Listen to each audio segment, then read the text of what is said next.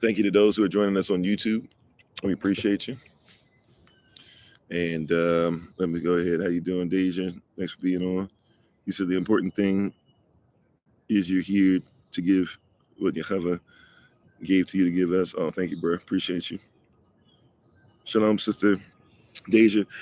Had a lot going on yesterday, but I'm gonna try and see if I can reach out to you, check on you. I know there's a lot of stuff going on. Where you at? Hang in there. Hello, sister Felisa. How you doing? Hello, True Origin. Thank you for being on. Minister Select Song. Yeah, you doing? I think I said hello already. Cherise, Southern Charm.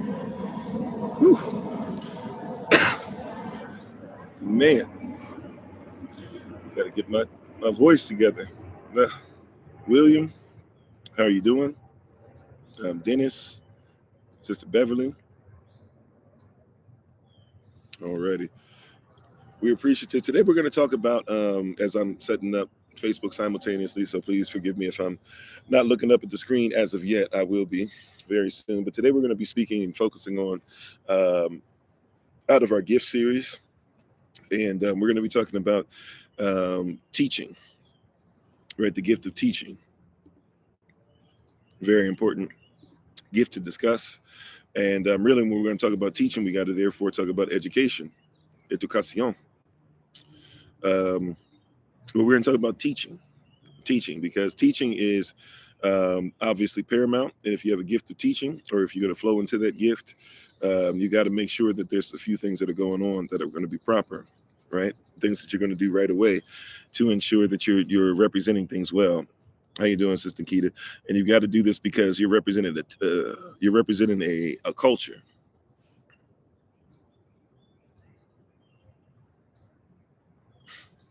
Yeah, we do meet together more than blood, so to speak. How you doing, Black Snow? Thanks for being part of the community. Minister Tamer, how you doing? So we're going to discuss teaching today. And teaching is paramount, right?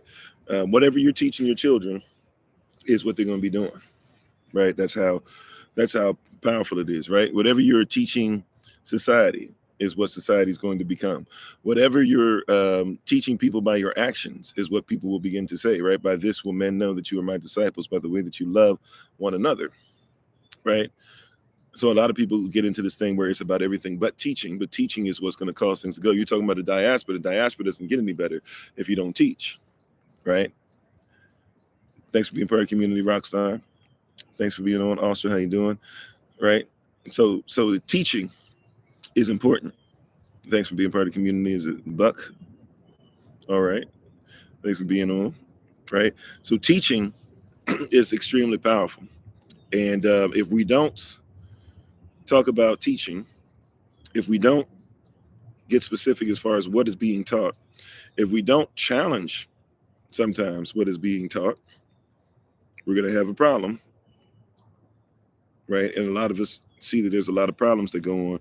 A lot of people leave churches. A lot of people leave familiar institutions. A lot of people are leaving family. A lot of people are leaving community because there is no teaching. How you doing, Dawn? And when there's no teaching, we get in an interesting place, right? There's no teaching, right? Matter of fact, some people will automatically label you all types of stuff. They'll label you a cult. They'll label you somebody that's not somebody that's not able to be listened to. They'll label you as somebody who's not worthy of time. And forgive me for doing this on camera. You're not gonna see anything. I'm actually putting in my I'm going through and putting in my tassels. They don't match what I have on today, but put them on today. And like I've said, these are pretty simple to be able to make. These are some very simple ones. When people were asking me, like extremely simple to make these. So, you know, maybe one day we'll come out. And I talked about it a while ago. We never did it. Maybe one day we'll come out, learn how to do these. You know, they're not very time consuming at all, but they don't take much to make. And for the brothers, you know, this is something that we from time to time can wear. Really more than anything else, is just kind of a symbol of who we are. It's not even necessarily as it's like not necessarily even as biblically like you must wear it, right? But it's a nice thing to wear. The funny thing about this is when you wear these, right? You actually have a lot of people who will look at you funny because they'll think that they'll be like, "Why are you wearing that? You're not Jewish." In the Jewish community, it really turns heads, right?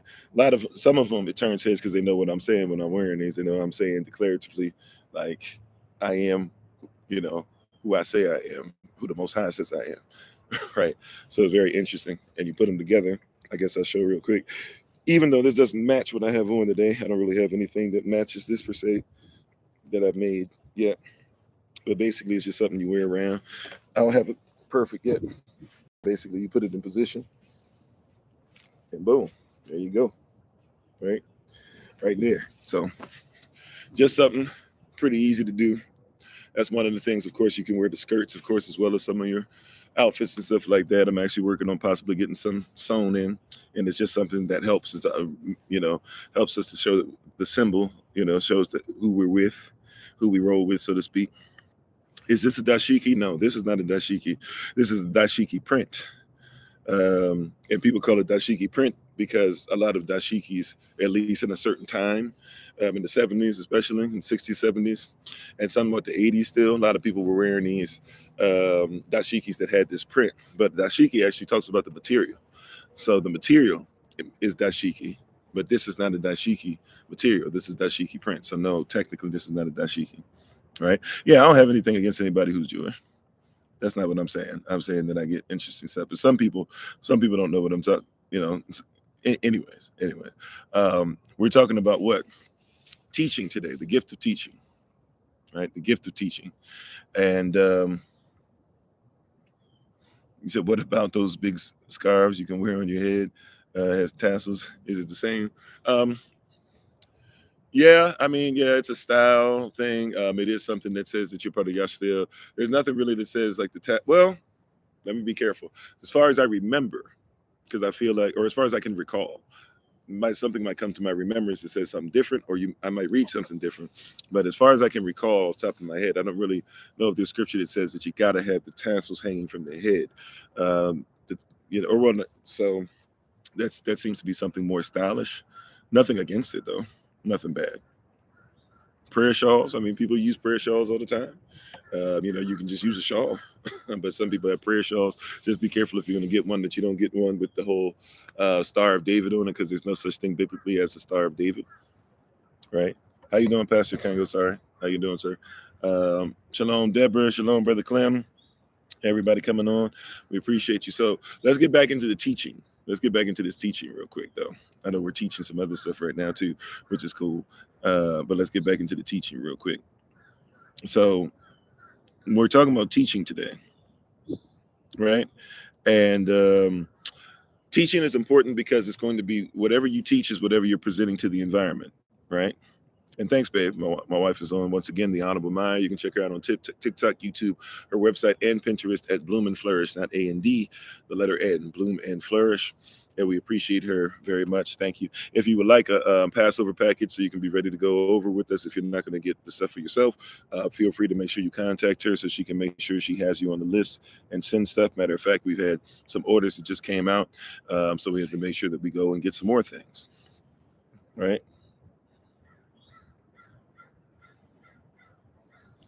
XS, is that the best that you have for me? Okay. Well, hello to you. And if that's what I exude to you, then so be it, right? Amen. So teaching is something that's very important and crucial in this community. Teaching is something that's very important and crucial. Sorry. Normally I lift my voice up above the normally I try to lift my voice up above the plane. Today I don't think I have the voice to do it. Y'all pray for me. So we're thankful and grateful to the Holy Spirit. We're asking that she take over and she lead and she guide. Prayerfully, this water will help. If I need to get some more, I might have to take a break and run inside. But so we're thankful. We're grateful. We appreciate everybody for being on. And we're talking about teaching. Once again, teaching is what's going to cause the next generation to become what they become. Teaching is what's going to cause your vision to become what it's supposed to be. And how you doing, Sister Christine? Right? Teaching, Grand Rising Boss treatment. Teaching, teaching, teaching. Right? Now, teaching is something that's interesting to talk about. Uh-oh. I'm having some issue. I don't know why. Those who are on Facebook might not be able to be on that much longer because for whatever reason, it's not charging. I apologize. I'll be right back. Please give me like a couple minutes. I just need to check and see what's going on with what's plugged in the house. I'm sorry. Give me 1 second.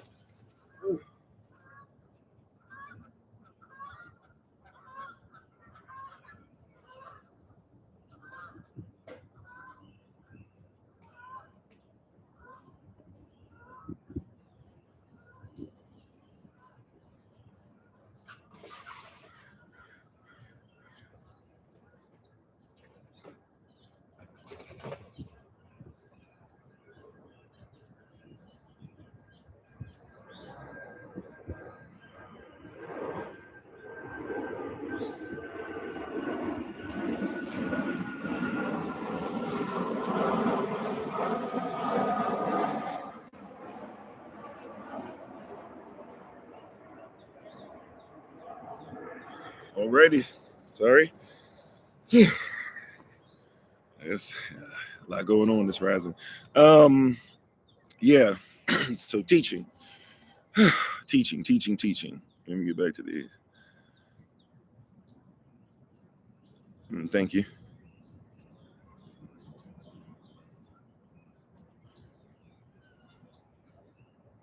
Alrighty. So, okay.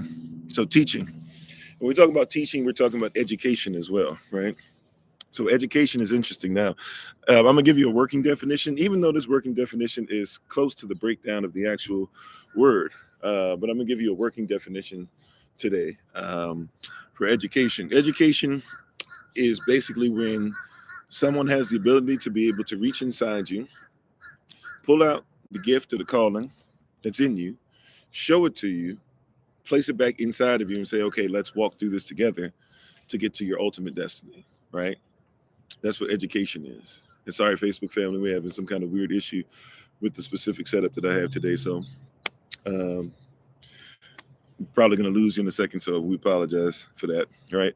But when you're talking about education, right? Education, you're talking about the ability to reach inside somebody, pull out the potential that's there, show them that they have the potential, and then walk with them in their pursuit of what we saw. Plain and simple, right? At least you would think it'd be plain and simple, right? But that's what we mean when we say education. That's what we're talking about. So we have an education system, but unfortunately, this education system is not designed to reach inside of you and to pull out what's there and to help you along your way to another level. That's not the education system that we have in place anymore, right? Our education system has long since changed into something incredible. Oh, sorry. Today is not. Wow. I'm sorry, guys. I don't know. Oh, no wonder. You're all over the place today, but we're gonna get this done. Ugh. Blessings. So, you know what? Let me just go back to how I had it set up. I'm sorry, y'all. Today is a wonderful day. We're gonna speak those things that aren't as if they were. But yeah, so education is something that is education is something that is the ability to be able to reach inside you and pull out what's in you. Problem though is that we live in a society today where we are not dealing with proper education, right? So we have a problem. We're not dealing with proper education, right? The problem is that we're not dealing with proper education. How are you doing, Carol? Thanks for being part of the conversation today. So we're dealing with the lack of education, the lack of something that reaches inside you and pulls out what your potential is. Thank you, True Origin. I appreciate it. I need some of that this rising. um, right, but we're dealing with lack of proper education. So teaching, the gift of teaching, and when you deal with teaching in general, it's extremely important, right? And one of the problems is that you have the world today rewards those who don't actually try to teach or try to educate. The world rewards those that don't try to educate, right? If you can amuse somebody, muse to think, the opposite of amuse. If you can amuse somebody, right? The second you can amuse somebody is the second that you actually get rewarded. Our children watch things that don't educate anymore. They amuse. It used to be you had to do both. You remember coming up, if you were going to watch Sesame Street might have some stuff to make where it's supposed to make you laugh, to make you feel silly, or make you feel like this, or make you feel like that. But they were always going to do something to where you were going to learn something, right? There was a reward in that. Say what you will about Bill Cosby. If you watched the Cosby Show, if you watched the newest Cosby Show that came out, or the newer version that it came out, even though wasn't supposed to be the same family, but the same kind of sort of the same cast. If you had watched Different World, if you had watched different things like that, there was going to be some type of education. Matter of fact, they used to study extremely hard. They used to study.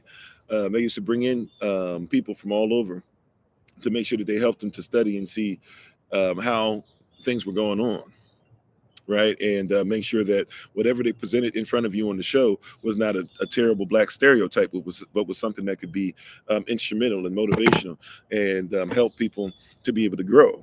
Right, a lot of people watched Different World, and a lot of people decided they were going to go to college because they saw it. Right, it used to be that education. How you doing, Shima? How you doing, Henry? It used to be that education was something that was guaranteed in some way, shape, or form, even if it was basics. At least when you watched the show, a children's show, you knew that you could watch some education. It used to be that when you went to watch Animal Planet, you actually learned about animals. Y'all remember that? That used to be a thing. I don't know if anybody remembers. You could actually watch Animal Planet and you could actually learn about animals. Today, if you watch Animal Planet, you might have to watch somebody who's trying to buy something out of storage. You know, it used to be that if you watch Discovery Channel, you might discover some things. And they talked about discovery. How you doing, Mary? Right? Used to be that you could watch those things. How you doing, Alan? But now, if you try to watch Discovery Channel, you might have to watch about a pawn shop. Right? It used to be that way, right? It used to be that even though the History Channel wasn't giving us real history, but it was giving us some history. Let's give some credit. I used to be a young child and just watch the History Channel. Well, not a young child in the 90s. In the 90s, when the History Channel was kind of sort of becoming a thing, I used to watch it. And through the 2000s, I would try to find stuff on the History Channel, right? Now, if you want to watch something about history on the History Channel, you got to watch old episodes on YouTube. You see what I'm saying? But there used to be a position to where we actually learn something. But nowadays, we're living in a world, in a system in which we reward you in views if you can show us somebody slapping somebody across the face. And not only will we reward one channel, we're going to bounce from channel to channel to channel to channel to make sure everybody's getting millions of views. But instead of dealing with that, if somebody wanted to deal with how do you deal with anger, we're not going to give that too many views. If somebody wants to teach you about how to have a successful marriage, we're not going to give that too many views.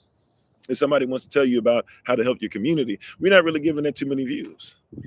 Dr. Leah Africa has more things that will heal you than anything you've been watching out here, but you're not going to watch him. Some of y'all don't even know that name. Some of y'all like to talk about Dr. Sebi, but things that have Dr. Sebi on them don't really get views. His books don't really get bought the way that it is that you would think they would. Amen. So we got to ask, who's educating us, right? I'm just a Bill, right? And I'm sitting here on Capitol Hill. Yeah, that was what we, it was guaranteed you were going to learn something by watching television. Matter of fact, it was in the beginning, it was thought to be evil.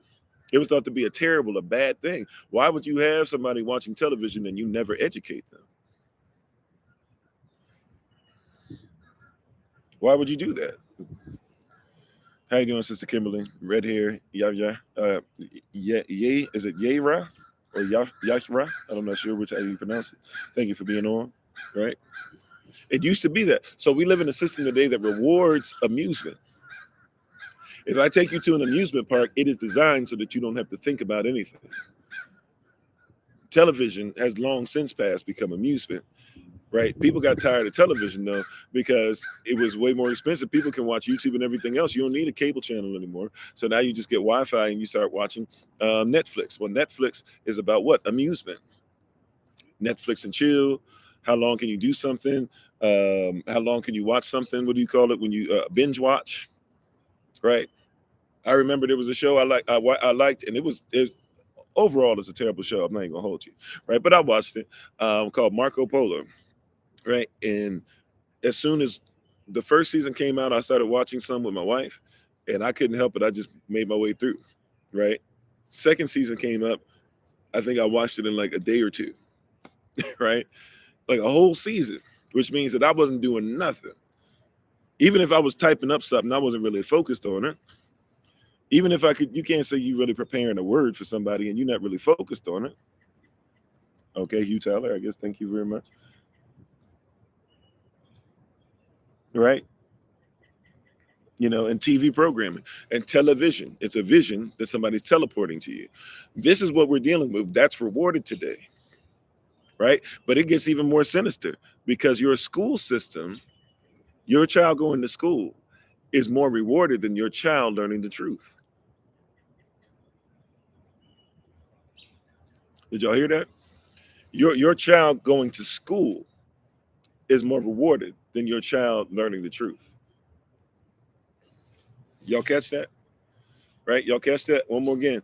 Your child going to school is more valued than your child learning the truth. And you can say, no, that's not true, this, that, or whatever.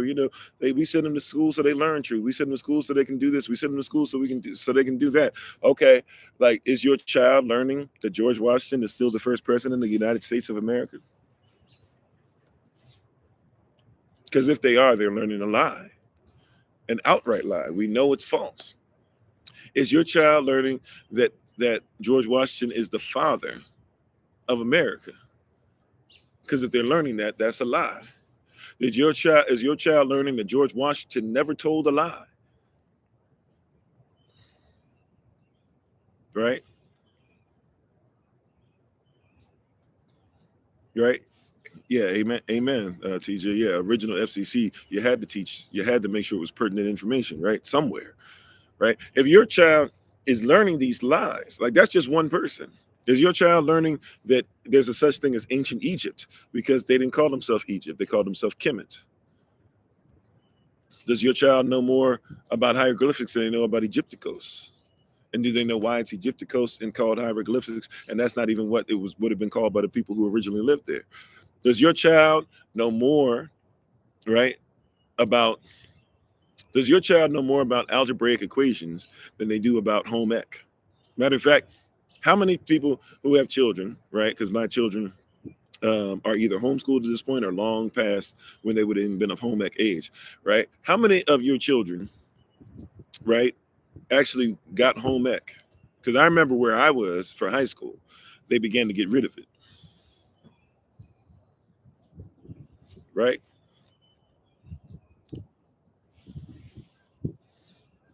Amen. Thank you, True Origin.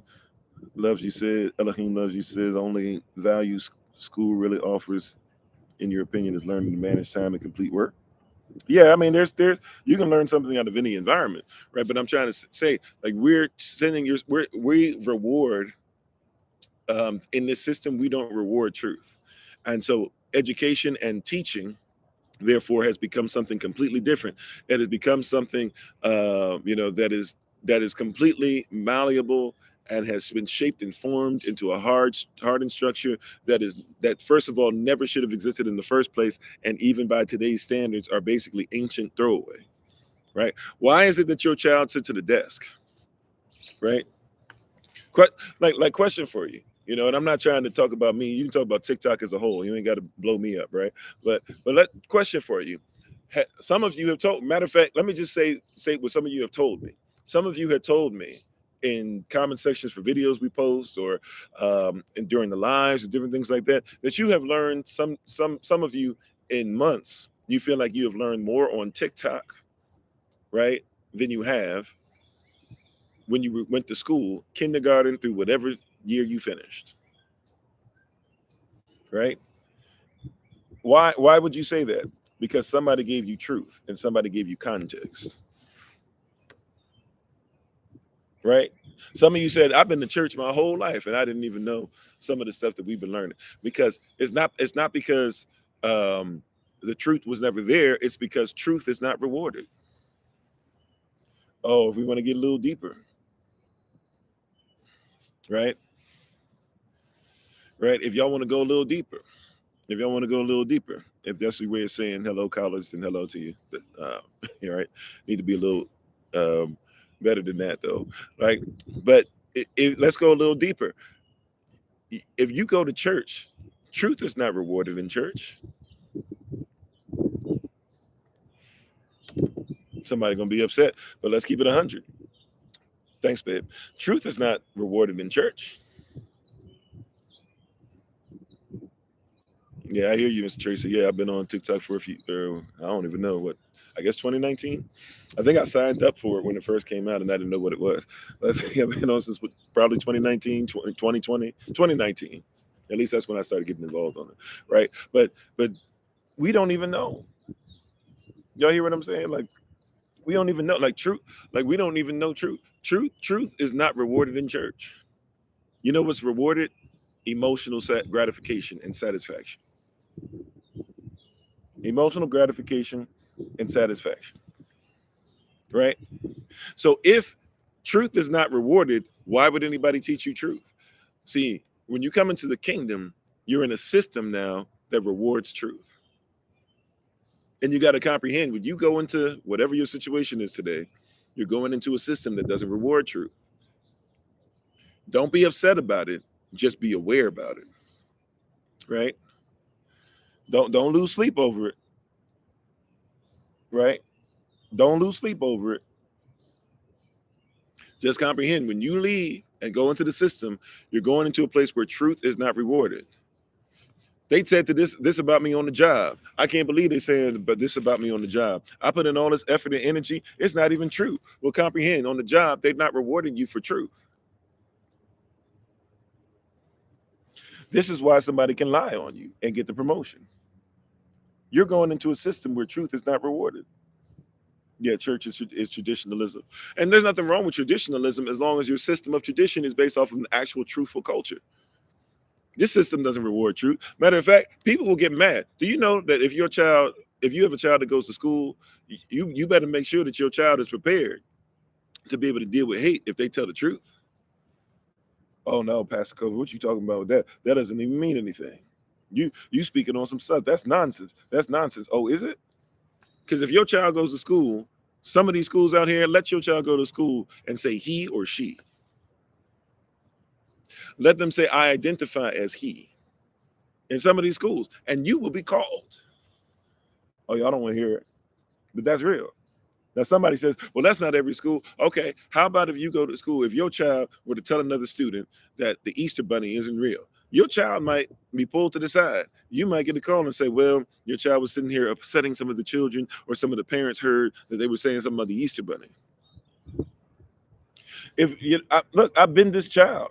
All right, this is back to the 80s, as a little kindergarten boy, right? Boy in kindergarten, whatever. I said kindergarten boy, right? And you shall know the truth shall make you free. Amen. Right? Right? Here's something in that happened to me, that I came through, and I didn't want to do Halloween. I didn't want to look for candy everywhere. And the teacher was frustrated with me and called my mama. And my mama had to set him straight, but called my mama talking about, yeah, he's not really getting into the spirit of things. Yeah, he's not. See, because even in school, they don't reward truth. They're saying some stuff. I was telling them stuff at 6 years old, right? At 5 years old, I was telling them stuff that was true.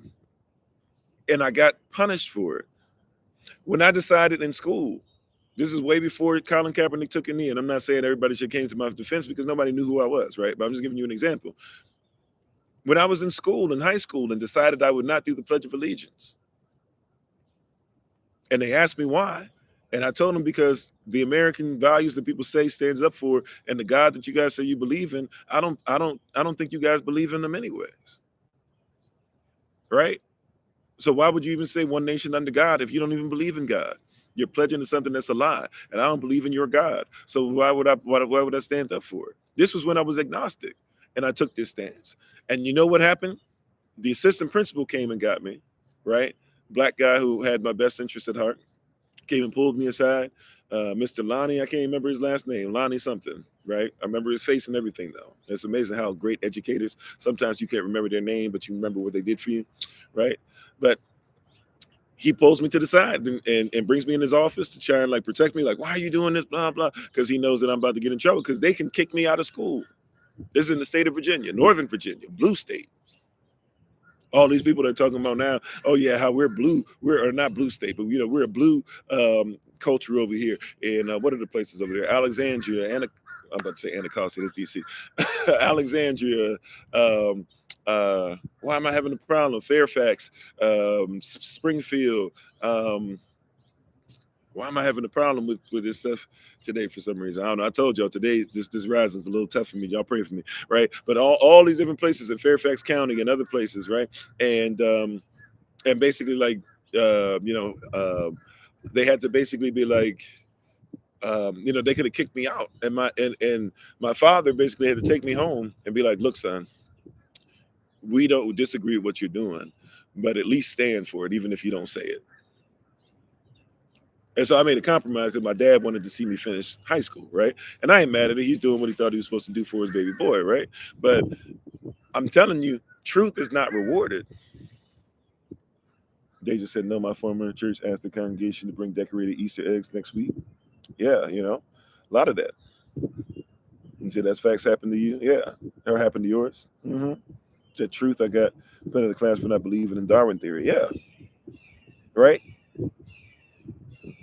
Church got lost in paganism. Mm-hmm. Truth hits. Most people can't handle the truth. Yeah. And the thing that people can't handle is the thing that's supposed to cause you freedom. Oh, Woodbridge, most definitely. Even though Woodbridge is a little further down, but Woodbridge is, Woodbridge from where we were is probably like an hour and a half trip or something like that. Hour and a half. Leesburg is in that area. Yep. Matter of fact, what is it? Robert E. Lee High School. Went there a couple of times when I scored really well in music and stuff like that, and was able to make states. You said I don't see how you talk patriotism without talking free speech at some point. Yeah, or the lack thereof. And yeah, my wife said she wonders why they still teach on free speech, and it's real, right? So truth is not rewarded. What do I mean? The truth is not rewarded. Once again, if you go and you tell somebody the truth, once again, in school, if you had to take a test, right? Joy, I am Claren, I believe, and thanks for being on. If that's your way of saying, if I don't know if you said hello, if that's your way of saying hello, thanks for being on, right? If truth is not rewarded, it's 30 minutes from Alexandria? Maybe I'm thinking with traffic or something. For some reason, I remember Woodbridge being far away. Even when we travel. And when we travel up and down 95, sometimes to this day, I'll be feeling like Woodbridge is so far away. Anyways, though. Oh, no, you know what? Maybe I'm thinking DC or Baltimore. Maybe that's what I'm thinking. Anyways, regardless. The truth, right, is when somebody says, what do you mean truth is not rewarded? Once again, if your child were to go to school and if they had on a test, George Washington is the first president of the United States of America, right? Or let me just clean it up like this because somebody might try to find loopholes. Let's put it where there's no loopholes. If somebody were to say on the test, George Washington is the first president, true or false? If you were to put true, you would be rewarded for telling a lie because he's not. We know in history that he said, even in his story, not even in our story, not even in the story, we know in history even, they admit that George Washington told you about two presidents that he thought were his favorite. And usually it had to do with the fact that these presidents made sure that they took care of his soldiers. Right? So you would be, So if you were to put false, you would not be rewarded for telling the truth. So my son, my youngest, who my wife does an excellent job of homeschooling of, and I chip in with things from time to time, but she really is taking it on and does a great thing. That's her her bag. She's a great educator. She's great at seeing the potential in him and pulling it out, showing it to him, and then putting it back in and helping him to work it out so he can use the potential in him, right? To where he's doing amazing things. Or I'm sorry, he's doing incredible things in an early age, right? Well, right, but we have to teach him two truths at the same time. We have to teach him a truth, and then we have to teach him the truth. How you doing, TJ? Hopefully all was well yesterday. Missed you yesterday. Hopefully we were able to get it back in at some point. It was my fault week before. And then it was nobody's fault, actually, both times, I guess. But I'm glad that you're on today, brother. Right? So how you doing, Anubis? So when you're sitting there, right, you got to comprehend that you're dealing with two truths. Matter of fact, you're dealing with so many truths, sometimes it's hard to discover things. And if you bring out truth, you're not rewarded for it in this system. In the kingdom, though, we are rewarded. In the kingdom, you're rewarded for truth. Right? In the world, you're not rewarded for truth. And so we have to talk about education. We have to talk about the gift of teaching today. Right? We have to talk about how to hone your craft. And we have to make sure that we comprehend that context is king, that contextual facts are necessary, right? That cultural indicators are necessary, because you're not going to be able to teach people outside of a culture. I don't care what they're trying to tell you. They're trying to tell everybody that there's no such thing as culture and make everybody a world, a one world, kind of thought process, a one world rule, a new world order, whatever you want to call it, right? And try to say that everybody's exactly the same and that culture doesn't matter, but everything you're learning is out of somebody's culture. That's why most people don't understand chemistry, even though they have doctorates in it, because they don't comprehend chemet. And you can't have chemistry without chemistry. Chemistry is the study of black. Chemistry is the study of black people who study melanin. There's nothing without melanin, period. You can fight it all day. You can tell people that it's something different. You can tell people that it doesn't matter. You can tell people that my child doesn't need to know that. But if you're trying to learn about chemistry and you don't know about chemet, you've already lost. Because chemistry is the culture it comes from. When you have somebody tell you about chemistry and never once introduces melanin to you, outside of possibly saying, oh yeah, melanin is just something that causes people to be darker, but it doesn't matter. Everything that exists on the planet that is living, that is organically living, right? And even the things that are inorganic in a certain sense, but everything that is organically living, it has to have melanin or it has to have chlorophyll. Chlorophyll ain't nothing but plant melanin.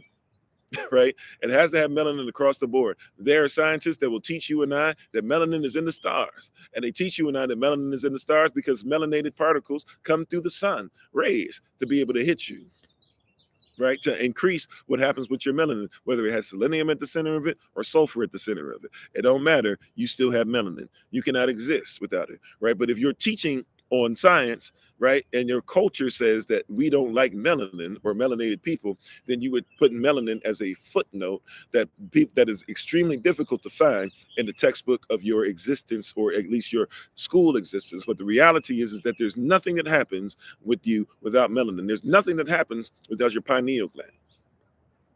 The baby, when the sperm hits the egg, is formed around the pineal gland. The pineal gland is the center of where your melanin is. If your pineal gland begins to get to where it's not as liquefied, and it begins to harden and calcify, right? That's when you actually start to lose your memory. That's when you actually have people that don't comprehend, right? That's when you have people that are not able to function. That's when you lose your memory. When you say, man, I'm having memory issues, you're having melanin issues with the pineal gland. When your pineal gland is not melanated, you're going to have some problems. I know they're going to tell you that everything else, they're going to take it to this. They're going to talk about this function of the brain. They did studies on this. They study you, right, and educate themselves, but will not educate you, because the goal is to control you with the information that they release. That's what democracy is. Demo a little bit, a few people that live together in a village together and give you only a little bit, right? That's democracy. They govern you. Democracy. They govern you with a little bit, and the little bit of information they give you, they don't tell you the big stuff that they've actually learned about you, because they study you. Your enemy studies you, but you don't study your enemy. Your enemy's educated on you. takes your culture and says it's theirs, but they don't tell you. Matter of fact, even when people try to say Cleopatra is white, right? They're not correct on that. Cleopatra was not African, but Cleopatra was Greek. The Ptolemaic dynasty back then would have looked more like us. Matter of fact, in today's society, you would have bare minimum called them people of color, if not outright said that they were black. If you had seen him, Leonidas, years before that, he's black, right? He's considered, if we saw pictures of him, he would be considered to be black, right? That's why you got to come out the black and white thing is always evil, this and that, or whatever. Greco-Roman ideals, they come from people you would consider to be black too. Now it's just Eurocentric minds who usually tend to be people that we call by the social construct white. Now it tends to be people that are rolling with that. But Europe, in essence, just means anything that belonged to Rome, right? But if you're not educated on that, you start to do this whole anything that's bad is white, anything that's great is black. When not all kinfolk, not all skin folk is kinfolk. Yeah, they say cancel culture because they don't want culture. Culture, how something's done. You can't teach without the how, right? And so, how do I teach you about chemistry, but I never introduce you that there's this thing called chemistry, where it came from? You said the heart, pancreas, diabetes. Yep. Heart artery. My wife is saying that those are things melanin affects as well. Heart arteries, heart disease. Yeah. Right. And so we're being taught all this stuff, but you don't even know. You don't even know how to medicate yourself, whether with natural medicine or with the world's medicine, with Western medicine, with stuff that actually hurts you, because it's culture. You know what they teach in their culture? They teach in their culture that assault heals, because you don't reward truth. You reward whatever makes their culture look best. You don't believe me? What is it to, if I were to take a needle and stab you right now, what would you call that? Now, I'm not saying that we have no need for surgery. If somebody has blunt force trauma or something like that, that we should make sure that there's an ER room, right? But if a child is sick, it's okay to stab the child, right? In the vein. No, it's a vein artery. Sorry, excuse me. Right? To stab him in the artery, right? Am I saying the wrong thing? Artery, I believe, right? I'm having moments. Y'all forgive me this rising. Like I said, it's a little difficult for me this rising, but we're gonna get this in, right? But it's all right to stab a child and say that that heals. Because in their culture, if something attacks you, you attack it. It's romantic, Roman antics. In Rome, you attack whatever attacks you. If not, you a punk. But in our culture, if something's going on with your body, you have to figure out what's going on with the currency, because we have electric bodies. And so you got to figure out what's causing the things to not fire correct, or things to not even fire at all. And when you can figure that out, then you help cause things to flow. So you eat things to help things to flow, or you don't eat things to allow your body to have a chance for once to actually allow things to flow correctly.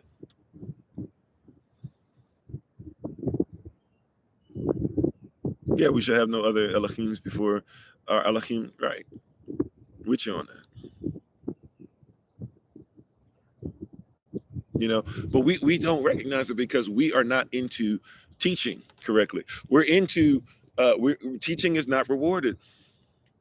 Teaching is not rewarded in the system, and you got to come into a system to where there's a reward, which means you have to set up, watch this, an environment to where teaching is rewarded, or truth, excuse me, truth is rewarded. How you doing, Prince? Right? Truth has to be rewarded, but you're only going to find that in your culture. You got to set up a culture where the truth is rewarded. Hello, Tate. How you doing? Thanks for being part of the community. Right? Truth has to become rewarded. Amen. Yeah, the lessons come together. We're doing what we're supposed to. They should come together. Amen. Right? And this is why there's no distinction anymore between a man and a woman. Anyone can be anything. Right? And even if like you just want to be male or female, people are trying to argue that. Like there is a hormonal difference between a male and a female. That's why males, at least it used to be, males couldn't compete with females, because there's a hormonal difference. But now if we treat your hormones and we just say that certain hormones are in place, even though you have the muscle structure to be able to outdo somebody else, all we got to do is change, at least on paper, what your hormones say, so that you can go ahead and you can compete against women, because we don't have an environment that rewards truth. Do whatever you have to do to win, right? How you doing, Bree? Right? Do whatever you have to do to win. So where can you find books on or videos on Kemet Street? I would say look him up. Matter of fact, I don't remember his name, Sister Barbara, but there's a white, or what we would call today by social construct, a white guy who's in the Kemet Street, and he's actually a really good place to go and learn from. Some people are upset by him or whatever his mere existence, but I mean he follows the principles and stuff. And he's a really good person to learn from. But I would say pick up any book that if any book just about right. But I would say almost any book, if you see Kemet Street, it's almost worth getting it just because they're willing to admit that there's such a thing. You say Elohim doesn't make accidents, yeah.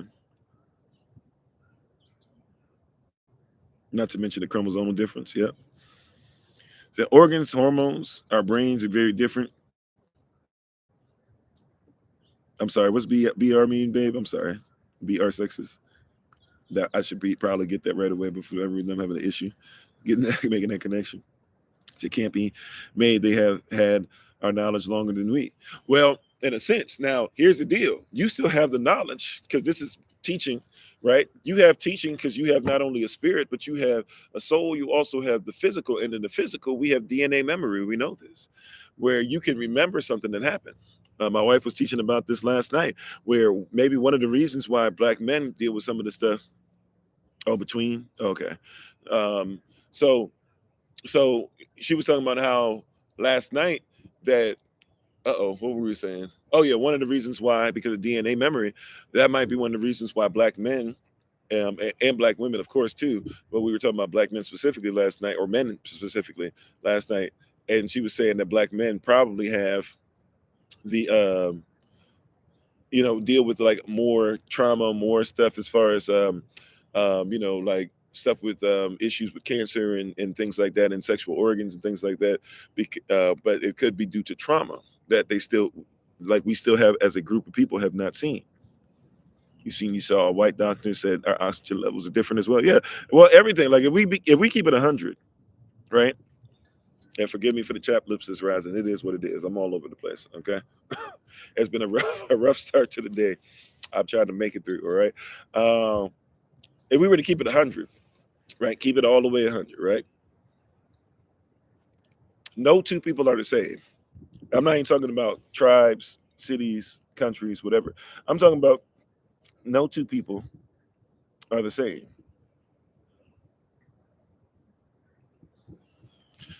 Two lefts, yeah, we've talked about that before. I don't know if you're saying recognize means I need to make sure everybody learns about it a lot, but we've learned about it before. I don't know if that's what you're saying or not, but yeah, thank you for that. So no two people are the same. Period. You can be a twin and you're not the same as your twin, right? Now, but then what they don't want to get into is no groups of people are really the same either. Not just Black. I mean, if you go from a tribe on East Africa to a tribe in West Africa, there's some things that are going to happen, as far as their biology, that are going to be different. Just because. You said men internalize their trauma, men are taught to be tough and don't express their true emotion. Yeah, we can talk about that too as well, right? But even like when men act like men, right? When men act like men, is that valued in your society today? No two people are the same though. But when a man in this society that you're living in, right? I'm sorry, my wife said it's wrong for man to compete with women. His heart capacity, O2 intake is less for women. Yeah, amen. Right. So when in this society today, for you to act like a man, for a man to act like a man, is it righteous or is it toxic? Does that put you in right legal standing, or is it toxic? You hear what I'm saying? Like for a man, you hear what I'm saying? For a male to act like a male, for a male to act like a male, is it considered to be righteous or is it considered to be toxic? Right? Because truth is not rewarded. Right? If a male gets upset and starts defending himself, that is what he is created to do. He is created to make sure that he secures his family, his wife, his children, himself, his parents, his position, etc. So if you say that a man is lying, he will start to protect himself. He will start to tell you, hey, this is what's going on. If he feels, especially if there's no warrant or no merit to it, or at least not the way you're trying to go about it, and he feels like he's being slandered or attacked, he will go into a position to begin to explain himself. In society today, what will happen is what? Oh, see, he making a big deal out about it. He got to be lying. When a man doesn't make a big deal out of it, he's not like, that's when you need to try to figure out if he's lying or not. Because we're designed to go into a masculine place and protect, right? So why would you tell him? But you're being taught that that's toxicity. You're being taught that you should be able to say whatever you want to a man, right? And you should be able to do whatever. Here's a verse. We talked about this last night too. I'm not trying to give away the game, but my wife talks about a lot of great things in the class, right? So next time Natural Medicine 2 pops up, or Fibroid Cyst, or Basic French, or other things she's thinking about teaching in the future, make sure that you sign up so you can get a great experience, right? You think all these things are happening, but there's a verse that you guys have probably never came across, or you've never thought about twice. Yeah, Will and Jada situation got a lot of stuff going on too, but Jada requires a supernatural ability to exercise the gift of teaching Bible as he hear or read it. I'm sorry, I'm gonna be nasty. I'm sorry, my lips chapped. We just gonna have to deal with where I am today, right? But watch this. Watch this. What is the difference between a man and a husband as well, right? So, well, watch this, right? I'm talking about a male, right? Check this out. You ready for this? See, now I forgot. I'm sorry, y'all. Y'all pray for me. This is rough rising for me today. What were we saying? Somebody help me where we were at. Can somebody in the comments help me, please? Can somebody help me? I'm sorry. We were going into something and I was about to say male, female, or when it comes. Oh, here's a scripture. There it is. Thank you, Holy Spirit, for bringing it to my remembrance. All right. There's a scripture that you probably never heard before in your life. Psalm 62, verse 3. Right? Psalm 62, verse 3. Now read Psalm 62. Now read Psalm 62, verse 1 and 2. Because you'll discover it talks about that Yahweh is the Elohim of our salvation, right? You'll discover that it starts talking about how we grow and how we become steadfast because we're steadfast in Him, things like that. But then it gets to verse 3, and it says, depending on the version that you have, the King James Version says, how long would you imagine mischief against a man? Other versions will go as far as saying, how long will you assault a man? In the book of Saul, it was letting you know that he's going to be steadfast doing what he's supposed to do, but then just for being who he is, he will be assaulted. And they ask the question, how long will you assault a man? We don't believe that men get assaulted. We don't believe that men go through emotional trauma. How you doing, Sister Helen? We don't have safe spaces for men. Thank you, Henry. We don't have safe spaces for men. But how long will you assault a man? And my wife was teaching that when these assaults happen, they start building up in places, right? They start building up in the testicular region. They start building up in your prostate. They start building up to where men get cancer because they get assaulted. And we didn't get a chance to really go into this because we started talking about a lot of different things at the end, right? But how long will you assault a man, right? To where it starts to attack him. And men, black men especially, look at the average lifespan of black men. And that means that it's the average. That means that there's a lot of brothers that die younger than that. And they're dying because they're in a system to where they're being told that you're insecure and you're intimidated by women and you're this or that or whatever, just because he wants to be a male. If he speaks up for himself, how dare you speak up? If he says that I don't feel safe, why don't you feel safe? You know, you're not a woman. If you know what it is to be a woman and to walk the street and this and that, look, all that is real. But it doesn't mean that he feels safe. It doesn't mean that he feels secure. Just because security is not a man's number one need doesn't mean that he doesn't want security. You said I once didn't realize men were abused by women mentally or physically. Yeah, and so because it's not as important in this series today. I was watching something the other day. Real talk. I was watching something the other day where it was a woman talking to a man, and she was making it a point to tell him that she didn't need any man. She had made a decision that she didn't need a father in her child's life. She was going to go find a man who was willing to be a sperm donor, who would basically say he would be willing to be in the child's life if the child ever wanted the father in his life. And she was just going to go ahead and have a child. And and when the person asked, well, did you research what you're talking about? All she kept saying was, well, I got money together. I've researched this is what I need financially. I've saved up money. I got a pretty decent job. My father wasn't really there. My father, he lives in France, but he's like a bus driver. He makes like minimum wage. So he really would have been like a hindrance to me had he been around or whatever. Never once thinking about anything that the man provides besides money.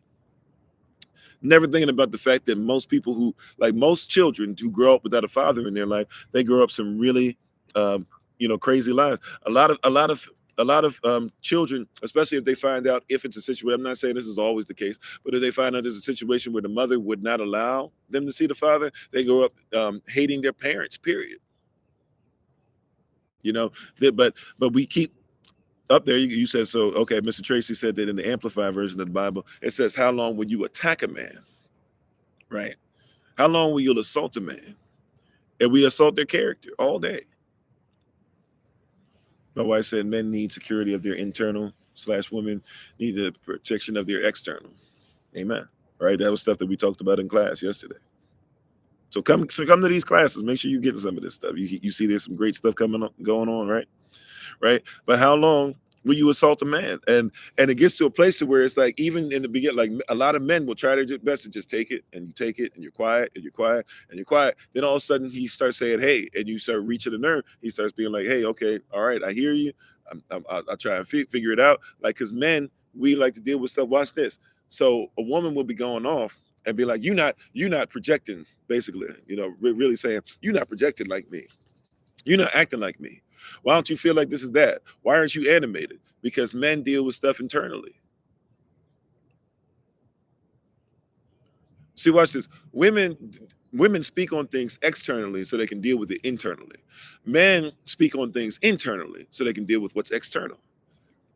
I protect my family from an internal place that I've already made a decision inside that no matter what happens, if I got to die, my family's going to be all right. I make an internal decision, and then I make external moves, right? So if you're not careful, ladies, you'll be yelling at your sons. And you'll be like, your son's not moving. He ain't saying this. Well, if you really, why aren't you listening to me? If you really listen to me, if you really honored me, if you really respected me, you would do this and that or whatever. And he's dealing with it, what? Internally. So that later on, he'll do something, what? Externally. Right? But if we teach that, and we don't say that, hey, maybe you should look at a little boy different than you look at a little girl, or a male different than you look at the female, that's not rewarded in this system. Dare I say, people would say you need to be canceled. He said, I'm preaching now, Mr. Tracy. That's real, though. Right? And we have all these things going on because some people have never really taught us that. He said your fiance died of a heart attack when he was only 40 and great health, was carrying the weight of the world on his shoulders. Yeah. And sounds like a great, man, always praying for you and that and stuff like that, because I know he, even in stuff that before he did, he set you up for a lot of great things. So, and thankful that he did, thankful for his presence in your life and gave his life to the end. Right? So a man is trying his hardest to deal with something internally. And when he's dealing with it internally and dealing with it internally, and you keep hitting them externally, see, if you keep hitting them externally while you're dealing with the internal, what the man, like my wife was teaching yesterday, externally is when we go to protect. So we protect the external, we protect things externally, but the seed starts internally. If a woman will talk to her girlfriends and her sister and to you and everybody else about it externally, where the seed is planted, so that then she can deal with it internally. and then she'll make a decision. Men, we will hear it internally first. That's why, sisters, y'all probably have gone through this before. You can yell at your man about something, right? Yell at him, yell at him, yell at him. You forgot that you yelled at him about it. 3 days have passed. He comes up to you. He says, I've been thinking about what you were talking about. You don't even remember what he talking about. You have to ask, what are you talking about? He says, you were talking to me on Tuesday about that thing. I was thinking, I can be better. Here's some things that I want to do. He had to internalize it first. That's how he's wired. That little thing could save so many marriages. Miss Tracy said, when I was going through my separation and divorce, I exercised a lot to help deal with the pain. Yeah. And you're dealing with it internally. While dealing with it internally, it causes you to say, I got to go to the gym. I got to lift, right? It's an internal process, external. I got to get away from everybody real quick. Let me go and live a little different real quick. Let me go and live less. Let me go just live in somebody's room, right? They internalize. Like I told you this before jokingly, but it's real, right? When men are on a breakup, if a major breakup happens in a man's life, first thing all those boys are doing is let's find the brother, because brothers will disappear. Right? We got to find him. We got to save his life, to quote Sinbad, right? If you've seen that special, right? But we'll look all over the place, because men take heartbreak hard because we internalize it. Woman takes heartbreak hard, and it takes her longer because she'll do external stuff, but she'll get, like, she'll deal with it, but she can leave, when she's done, because she's been externally saying and doing and stuff like that. And so even though it might hurt, she'll even look like sometimes have a, go for like a rebound or something like that, external, something external to help her deal with the internal. Men will crash. We thought this was going to last forever. Crash. High school breakup for men. Crash, right? Because it was internal. It happened internal. We can't even deal with the external. We can't even deal with the outside world yet, right? For real, if you wanted a fair system in your workplace, like, you should have something that's sitting up there, like women, of course, when you're getting ready to be pregnant with a child, you should be allowed to be able to work from home for your entire pregnancy. Like, I believe that wholeheartedly, right? You should just, I don't even know if anybody has any mandate like that. I'm just saying you should, right? But for a man, if a man goes through a breakup, I promise you, he should probably be able to make sure that he gets paid vacation for 2 weeks.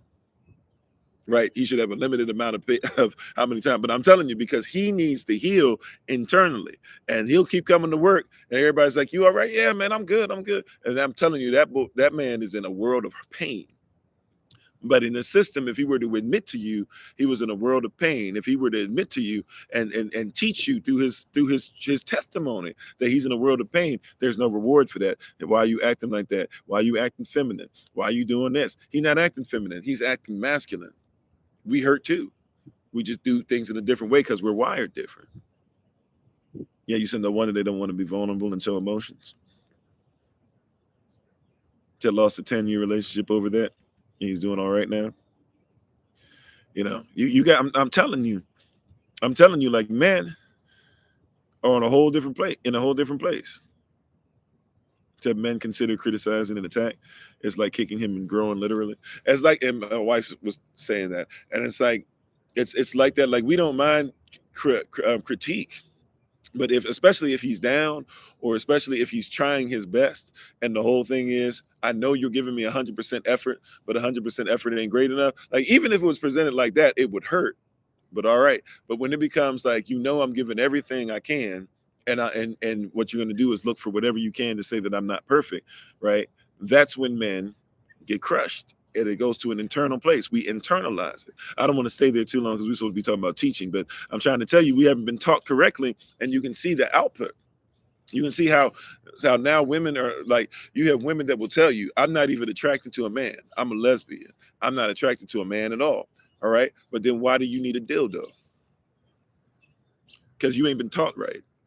You don't even know what a man is. You don't even know what a husband is. You don't know what a male is. You don't know what a boy is. Just because you dress like something doesn't mean you know what it is. Oh, I messed somebody up right there. I'm not even coming against lesbians right now. I'm just trying to tell you, as a lesbian, don't sit up here and tell me you know more about being masculine than I do, just because that you put on a suit and a tie, and you got a haircut, and you gain some weight, right? And you got a strap on. You don't know nothing about this. I was watching another thing. I'll be watching and reading all day, right? I was watching another thing, and there was a guy who put, I'm sorry, there was a woman, excuse me, a woman who was a lesbian, used to picking up girls and stuff, and then dressed up as a man, went through a whole thing, went to this teacher who taught her how to like actually lower her vocal range and stuff like that, and how to have certain mannerisms, and even was talking about, hey, when a man orders a taxi, he just goes taxi, right? But if a woman, or he just goes taxi, like he just like stop, right? But if a woman orders a taxi, she's kind of like hoping, when she says taxi, right? She's like hoping, like something that small, different between masculine and feminine. And they went through this whole process for like 6 months, and she learned how to walk and talk somewhat, like a man. I recognized she was a woman, but I could see how women would probably think that was a man. And so this lesbian who's gone to bars before, picked up chicks, done stuff like that, she was trying to do it as a man, and she wasn't getting any play, right? Because as men, you have to be ready to be rejected quite often, and for women to make a split decision about you, or a thought process, or a split decision. And the lesbian woman said this. It wasn't a black woman, sorry, but it was I said sister. I just want to make sure that y'all get that I'm saying sister in humanity, right? The lesbian woman made it a point to say, hey, it was actually, I want to make sure I don't know if I'm gonna quote her, but I want to get as close as I can. She said that a woman was able to tear her heart out in 2 words or less. That is the power that a woman holds when a man comes up just to be able to ask them out, right? Nobody's ever taught you about that hurt and that pain. And so she said, and so she would then admit to the women afterwards, like, hey, I'm actually a woman, this and that, or whatever. And she would tell the woman how the woman made her feel. And the woman would apologize to her and be like, you know what? Even though you tricked me, I was like a real jerk or whatever. I just ain't feel like dealing with you. Well, it's like, you could have just told me you ain't feel like dealing with me, right? But that's what it is to be a man in a lot of situations and a lot of seasons in life. And people don't want to have that honest conversation because you've never been taught. Going back to the gift of teaching, you've never been taught. You've never been taught culture that protects truth. In this culture, you do not protect truth. You do not reward truth. You do not protect truth. You do not project truth. And when you begin to be true, then somebody makes fun of me. People don't make fun of my hair because they don't like the fact that I don't have a shape up. People make fun of my hair because I've decided I am what I am. Like me just saying I'm going to let who I am grow out of my head is bothersome to people. Have you it's so true, Pastor. Many men are really hurting and feeling underappreciated. Thanks for being part of the community, Theo. Or you get what you think it is. Yeah, real talk. Amen. Like the fact that I would allow who I am to grow out of my head, people have a problem with it. Or like you trying to separate the wolf from the sheep, right? Right? The wolf pack behavior is acceptable even if it's eating up the sheep. And you teach wolf pack behavior in church now. My wife said, I think we think of men as superhuman without feelings. Yeah. And I think we try to do that with women as well, right? Which is why women are always talking about they don't feel secure. Right? So who is teaching us, right? Like, what are we being taught? We are being taught to project lies. You're being taught about dating. Dating's nowhere in your culture. Dating's nowhere in your Bible. Right?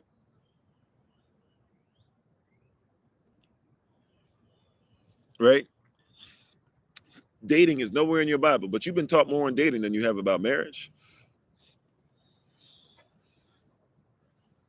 Salah. That's why marriages don't work. And if you knew that sex was marriage and marriage was sex, then you would want to make sure that you were qualified for it. Because you're only supposed to give up your body to somebody if you're already qualified to be a husband or a wife. Most of your issues that you're going through is because you didn't look for qualifications that you should have had prior.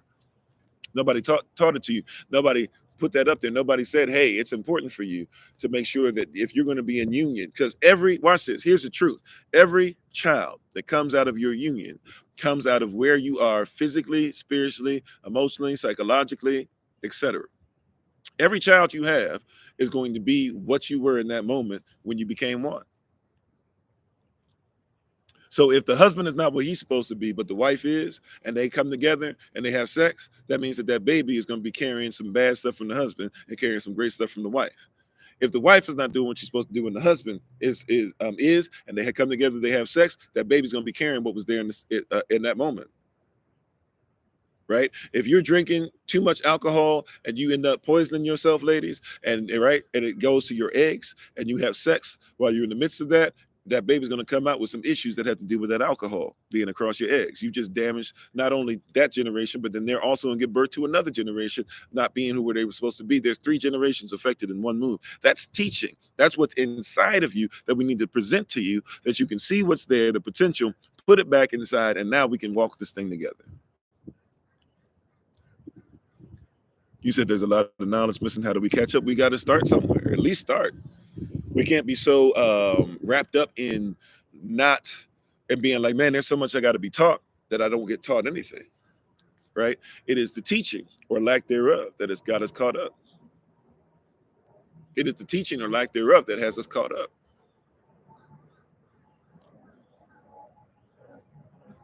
Right? It is the teaching that has to be caught up. It is the celebration of the masculine and the feminine. It is realizing that when I come together with my wife, that this is a union of the masculine and the feminine. It's a celebration of the masculine and the feminine. That's why a lot of people don't even pray. Watch this. You believe in prayer over everything, but you don't believe in prayer because nobody teaches it, because we're afraid to talk about what I'm about to say.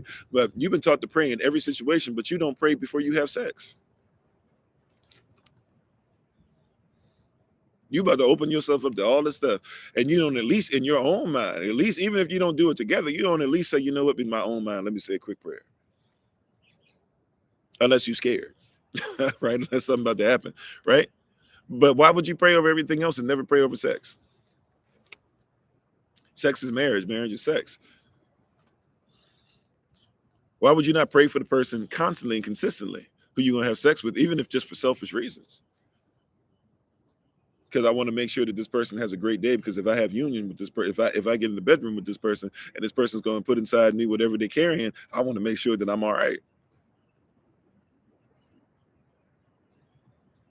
You know what I'm saying? Like that's culture.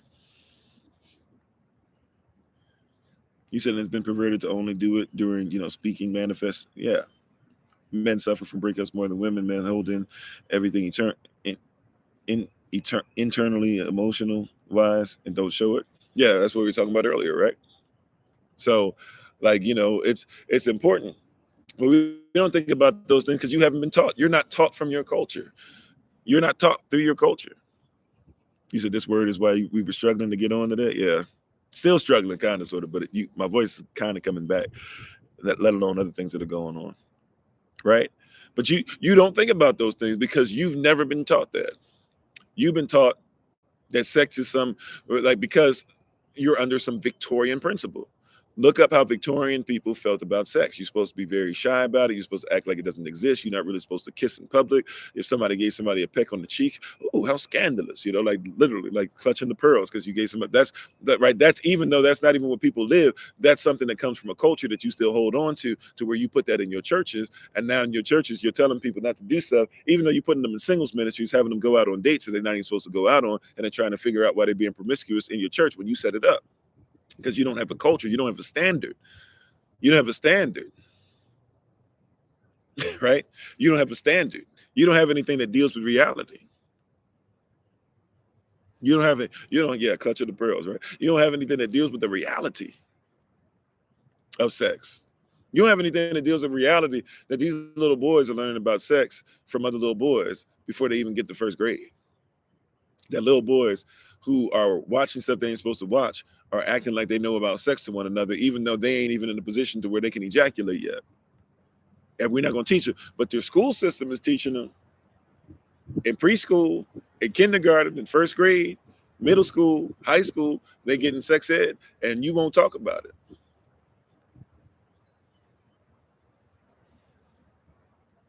it. My wife's a scandalous.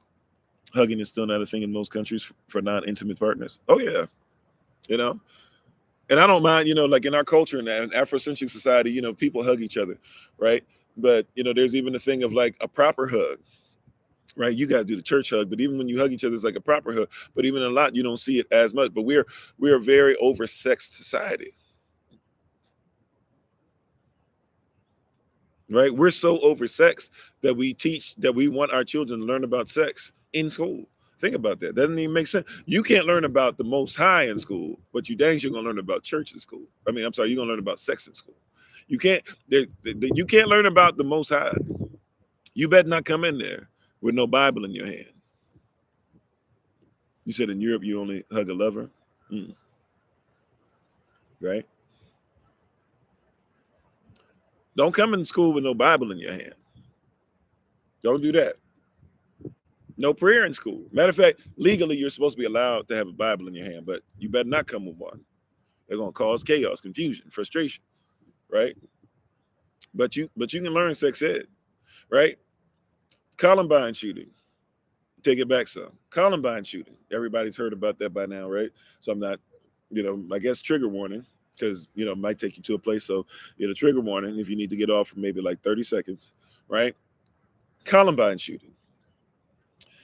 In the Columbine shooting, there was a girl who used to always walk around with shirts like, Jesus freak, I love Jesus, this, that, or whatever.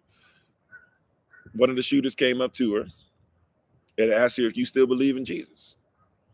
You still believe in him now? Pointing a gun at her head. She said yes. He pulled the trigger. That's a real thing that happened, right?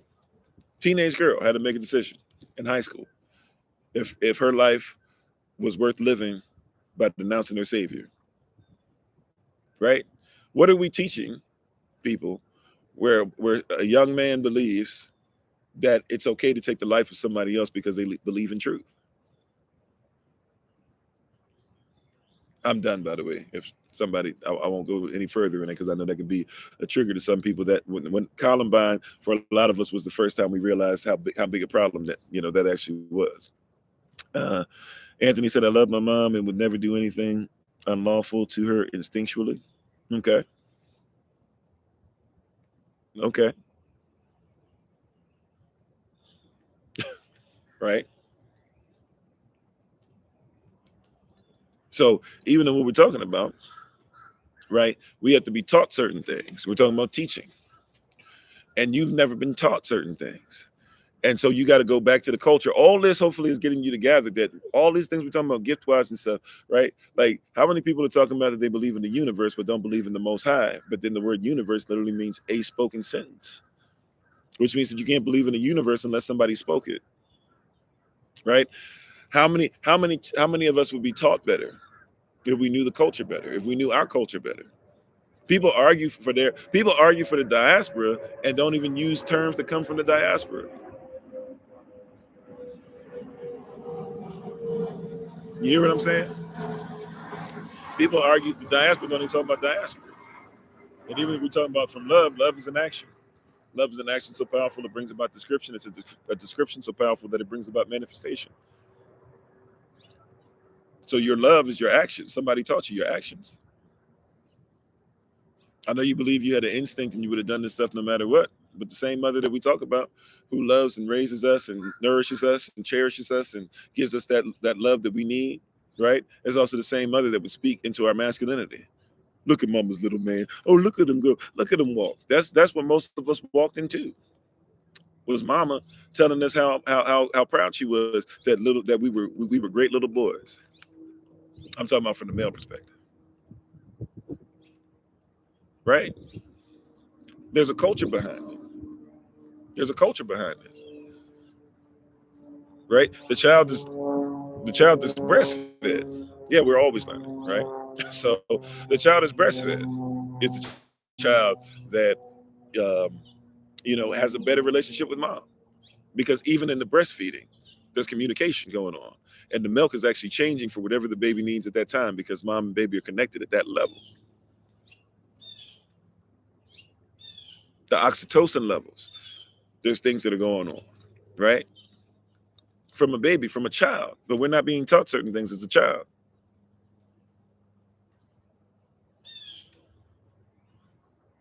You said you were more scared of your mom than your dad. Okay,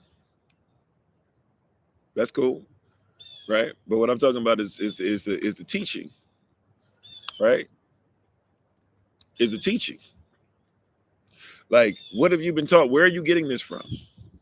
Where are you getting this reality? People talk about false evidence appearing real. You got false evidence. False evidence.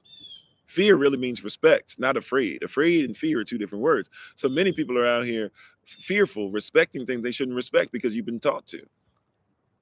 And look, I got to admit to you, if you're going to come out of this system where they teach you the negative thing, then you got to recognize that if you're going to come out of the system that teaches you negativity, right? If you're going to come outside of this system, be ready for the fact that they're going to attack you. They're going to attack your character. They're going to attack your culture. They're going to attack the way that you look. They're going to attack the way that you think. They're going to tell you you're not relevant, this, that, or whatever. They're going to do that with consistency. You know why they're going to do that with consistency? You know why they're going to come against you? Because truth will consistently irk and eradicate lies, period.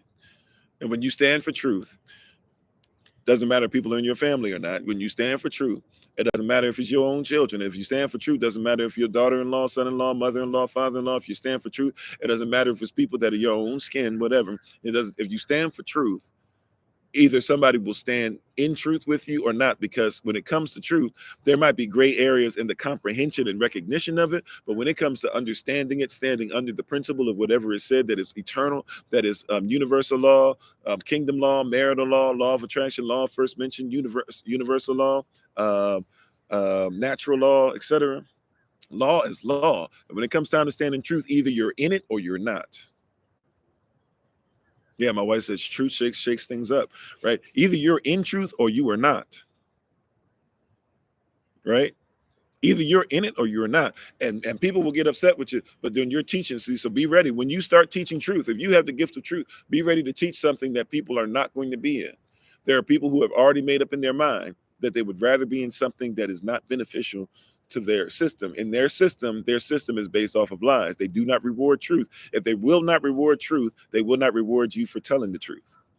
Stop looking for a reward from a system when you tell the truth. People come out here and be like, man, you know, everything in my life is going to turn up roses because I started telling the truth. No, that's when the hate comes.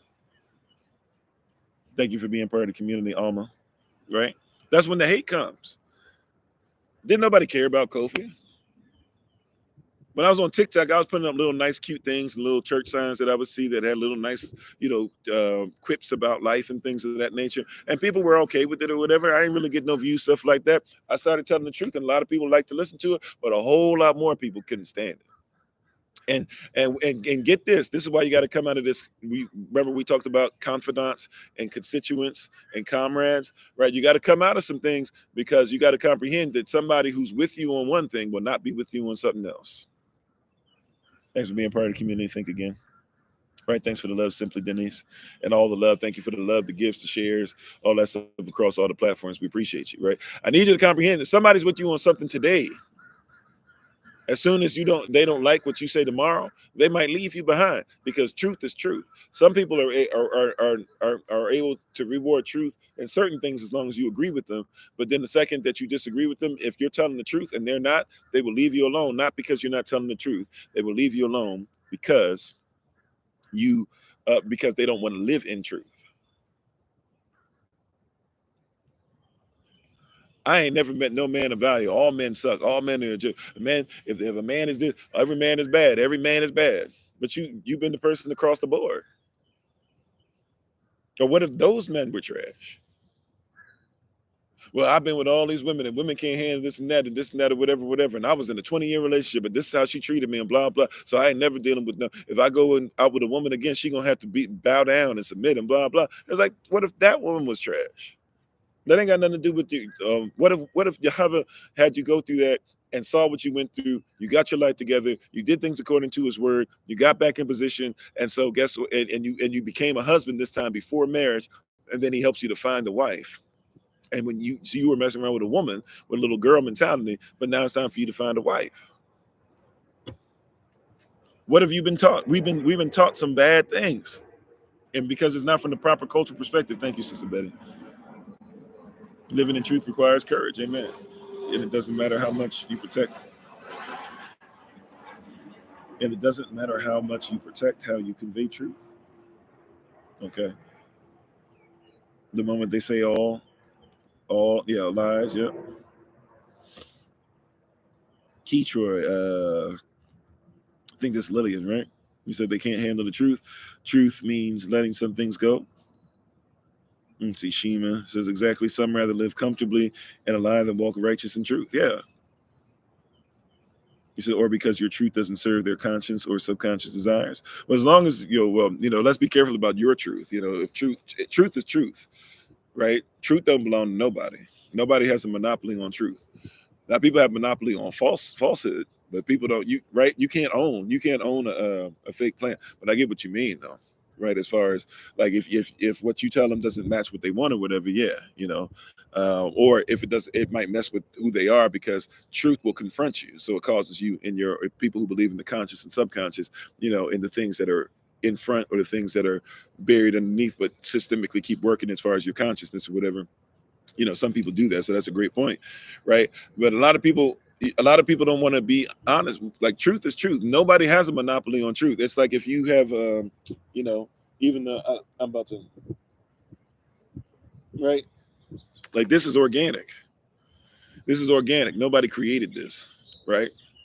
So if somebody were to try to if somebody wanted to try and own this or whatever, they would have to take this and change the composition of it so they can own it. But this is what it is. You can't own it because the Most High made it. That's law. It's written in law. As much as they keep telling you separation of your beliefs from the state and all that, this is they have it written in law that if the Most High made this, we cannot own this, right? So if He made it, we can't have ownership over it. We have to change it, and that's what people try to do with truth. Truth you can't own. Truth is truth. If the Most High created it, if it's true, then it is what it is, right? You got to modify it, right? Genetically modify it. You got to change. You got to genetically modify truth. You have to, through generations, keep modifying stuff so that you can get to a place where now we can say that this is actually true, and therefore you own it. Therefore you can write it in a book. Therefore you can say if it's not in our book, then it's not of value. Come on, somebody. And we're going to put it in our book, in our system. We're going to put our title on it, our names on it. And we're going to say, if it's not in our books, if we don't believe in it, if we don't teach it, if we don't have faith in it, if we don't project it, if we don't make sure we have a stamp of approval on it. But that's why you got to teach from an environment. You got to teach from a culture. What is your culture that leads to your beliefs, that leads to your emotions? See, you're emotionally, for a lot of people, they can't handle truth because you are emotionally attached to the lie that's been presented. You have Stockholm syndrome. The oppressor has penetrated you, so to speak, without your consent so much that you actually, it's only a matter of time before either you will give up or maybe you'll just say, I got to give into what feels good. And so now you're so used to being messed over that you have confused the oppressor. I want to use another word that starts with an R, but I'm gonna be nice, right? You have confused the oppressor for a lover, and the oppressor never loved you, and now the oppressor is getting off on you submitting to them.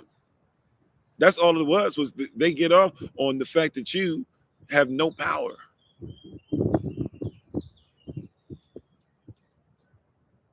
I'm gonna leave it there.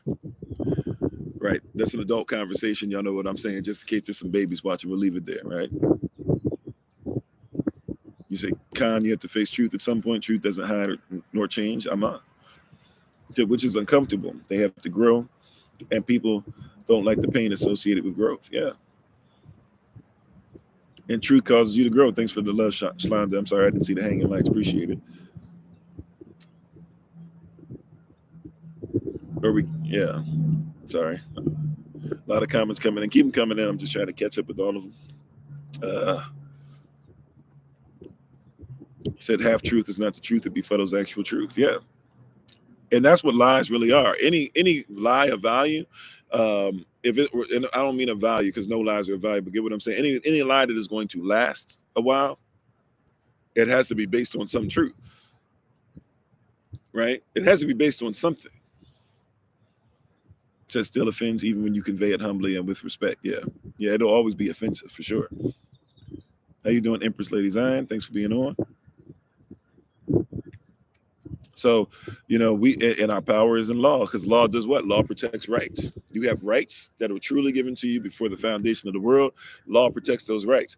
And so we have to come from a place to where we're teaching. Now, once again, when we go into a gift, we're going away from the temporal into the eternal, correct?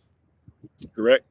So if we're talking about truth, we're going away from the temporal and going into the eternal. So if I'm talking about an eternal gift of truth, it means that if I'm teaching Yah's word, it means that whatever I'm teaching out of his word, it is eternal now.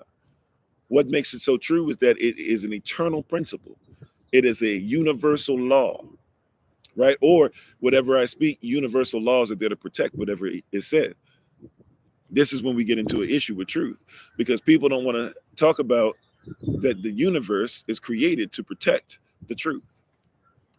This is why you can't teach on the universe. I just mess. I think somebody probably never heard that before, because I never have. Right? Like the universe has been created to protect. Universal law has been created to protect. The universe has been created to protect truth. Right? The word of Elohim is what will last eternally. So if you speak his word, that's the only thing. If you speak truth, it's the only thing, right? Truth creates freedom, because truth is the only thing. Freedom only comes from those things that are universal. Universal truth protects rights. Universal law protects truth. Bree said if more people came together with one mind, we could really change things. I'm not, right? However, even if what we have, if we would just develop ourselves and give ourselves, right? It only took 12 people to turn the world upside down, right? Right? It is truth. You said, where do you find universal laws? Universal laws are the ones that, once again, the word universe, it means universe, a verse, spoken sentence. If you find out who spoke the sentence into existence and find out his culture and the way he goes about things, then you find his laws. And you read his laws. His laws are there to protect your rights, your eternal rights, right?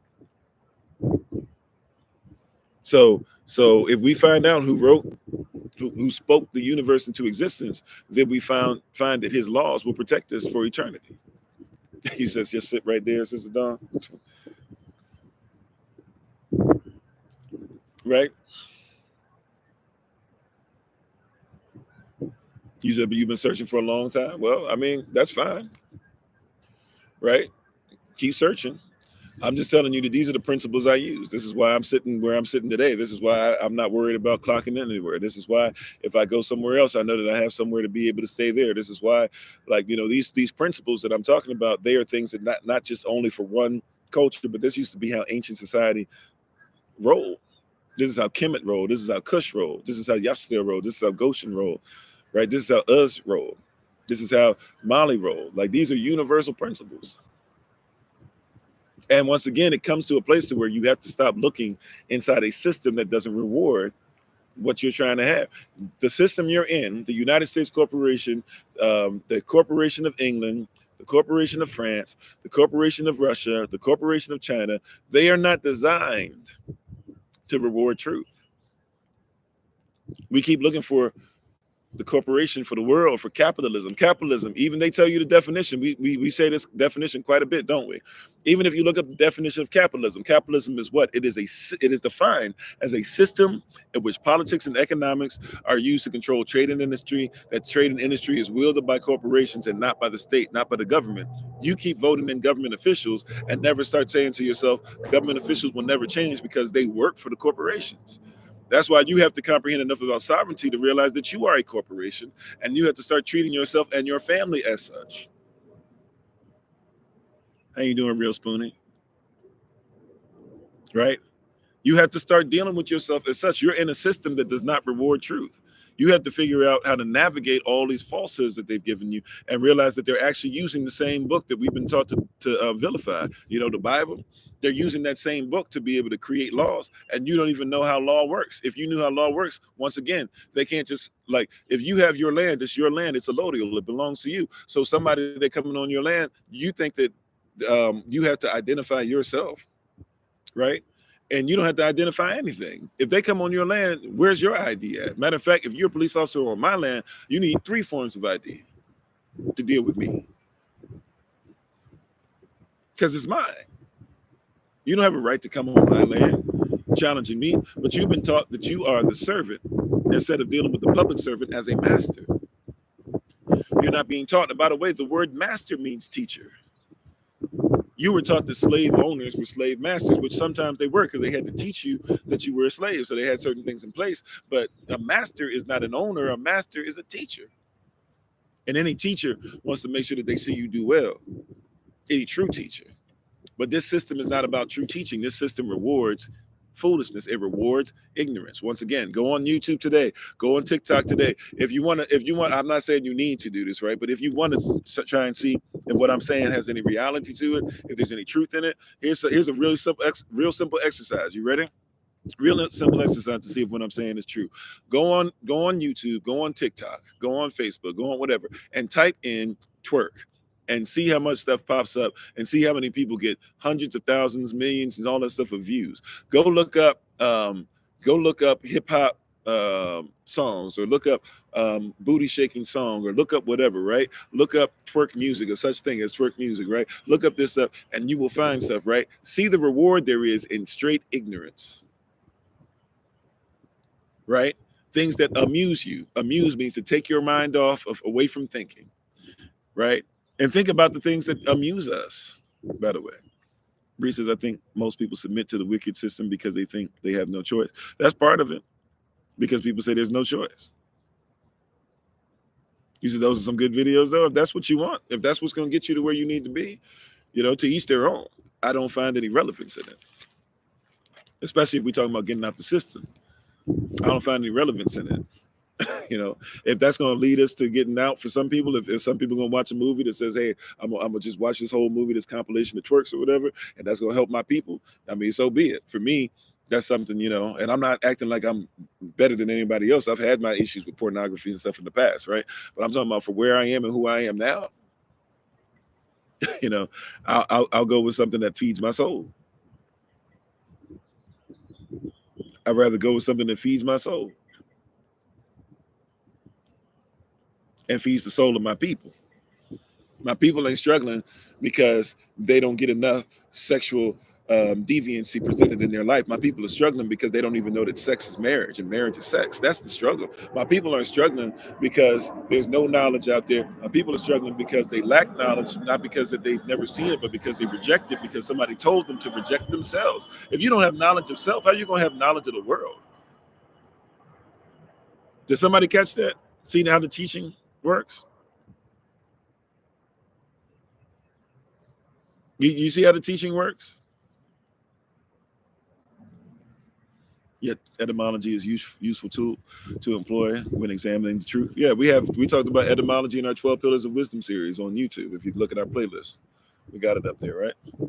Right. But people don't know. Like if you don't know yourself, how you gonna take on the world? And nobody's ever taught you, which is once again why our working definition of education, which is pretty close to the actual definition, but our working definition of education is when somebody reaches inside you and pulls you out and shows it to you, places it back in there after we've both seen what it has the capability to do, and now let's go ahead together and reach that potential that you have. Right? Nobody's ever taught you. They taught you about all this different stuff, but they never taught you. They never taught you to see yourself in Kemet. They never taught you to see yourself in Kush. They never taught you to see yourself in Cherokee. They never taught you to see yourself in Blackfoot. They never taught you to see yourself in Kali. They never taught you to see yourself in Taino. They never taught you to see yourself in Omekshi. They never taught you to see yourself in Asia, right? And China and Japanese and Chinese language that literally has the same words in it that Bantu language has. They never taught you that if you go to Japan, that if you go over there as a black person, you will get in places that white people cannot. Right? I'm not saying because of you better this and that. I'm telling you what is. I'm telling you people I know that been there, that been to some of the places and gone places, and their white friends couldn't get in, but their white friends brought them the next time, and they were able to get into all of these places that they couldn't get in before. I'm not telling you what I heard, right? I'm telling you what I know. I'm telling you what I've seen pictures of. I'm telling you what I know testimonies of.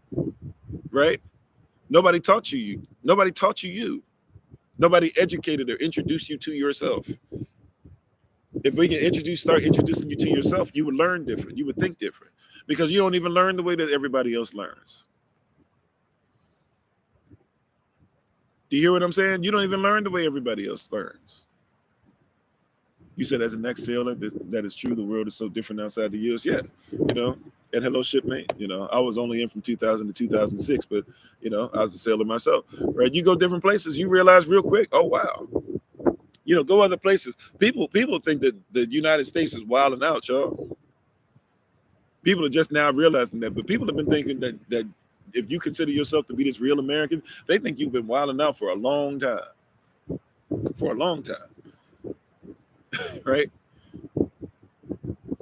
Amen, Sister Sheba. That's a great declaration, right? That's a great request. Y'all teach me to be me. And I'm sorry, hopefully it's not too windy out here. The wind is picking up some. I'm going to get ready to take my leave in a little bit. Right? Right? But we've been taught everything except us.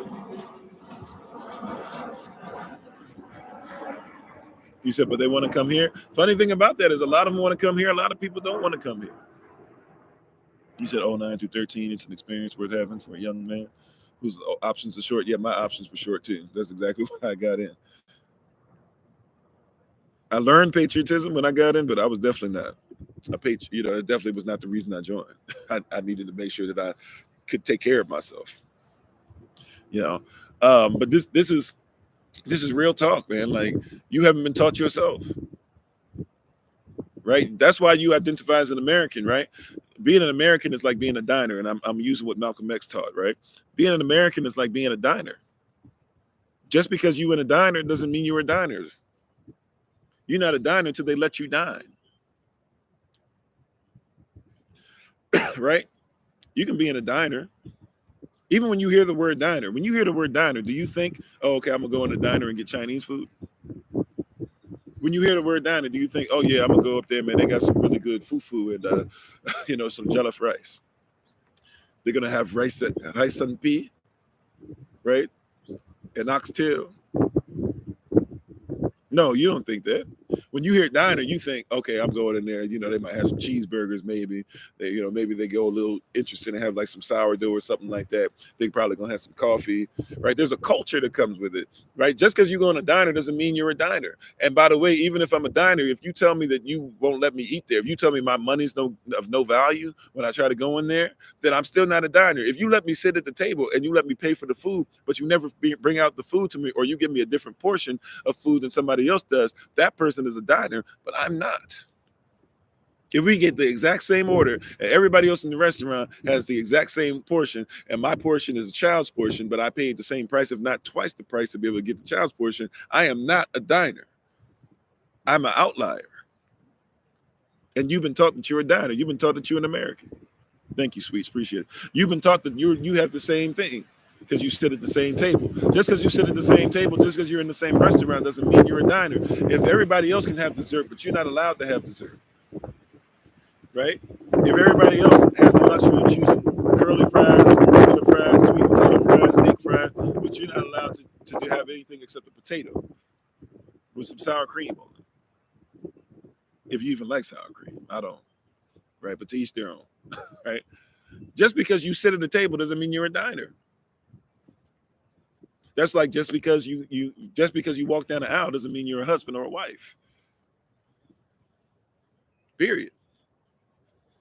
People don't want to hear it, but we talking real talk. This is real. This is truth. Just because you're sitting at the table doesn't mean you're not sitting at the table with your enemies. You're in the diner not realizing that he set up a table in the presence of your enemies. Your enemies do not consider you to be the same. But they have to pour into that cup. They have to keep pouring into that cup. They have to keep saying, I'm with it. I got to bow down to you. They got to keep doing it. They got to keep pouring into that cup. No matter if they like it or not, they got to pour into it. That's what truth is. People get mad at truth, whether they like it or not. They still got to pour. They still got to pour into it. What's true is true. If we show up and I got dollars and you got dollars, at the end of the day, dollars speak, whether you like me or not. Right? There's some people that are ignorant enough that if I give them $5 million for something, they still wouldn't give it to me and give it to somebody else for 500. But that means you're putting yourself in bankruptcy. Most people have enough business sense that even if they don't like me, if we match up dollar for dollar, you ain't gonna be able to do nothing but support. If we match up idea for idea, you ain't gonna be able to do nothing but recognize. Right? If we match up and my marriage is doing great and your marriage ain't doing so well, like, you're gonna have to bow down at some point and say, you know what, you got something going on with marriage that I don't know about. Right? What are you educating yourself on? Right? Stand up to somebody and have your own. It goes back to this mentality. Part of the teaching thing is that we're trying to teach what everybody's trying to teach. it goes back to this place of this example that we use from time to time. If everybody's playing poker and sitting at the same table, and let's say the black community shows up, and the white community shows up, and the Asian community shows up, and the Latino community shows up, and all these different people, even though Latino and black, same thing, nevertheless, right? And China and Chinese, Asian and black, same thing. And white and black, technically, you know, one comes from the other, same thing, right? But nevertheless, right? Let's just say we have these 4 groups, and 3 of the groups are playing poker, right? White group has, you know, and you have to pay what, $50,000 a hand. So you got to have $50,000 in chips to show up. White group has 800,000. Asian group has 600,000. Latino group has 100,000. Black folks show up. We only got 25,000. Black folk, this is what we do. We say, please give us what you have, and give us what you have, and you guys took this, and you guys should realize you're us and this. And people say, well, that's not our problem. But eventually they say, fine, whatever, give them enough chips so they can play a hand. They give us enough, we play one hand, and have not been educated on how to play the game. You don't know how to play poker.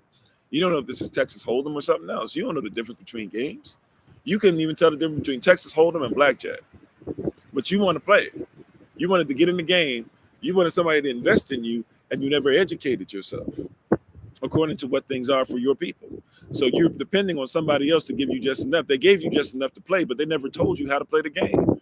So of course you lose first hand in, and then you say, this is unfair. I didn't know how to do this. I didn't know this. I didn't have the knowledge of the game. How dare you guys not do this? How dare you guys treat me like this? And they say, whatever, man, it's $50,000 a chip. Now you ain't got nothing. Thank you. They get the money right back that they invested in you. They take it right back.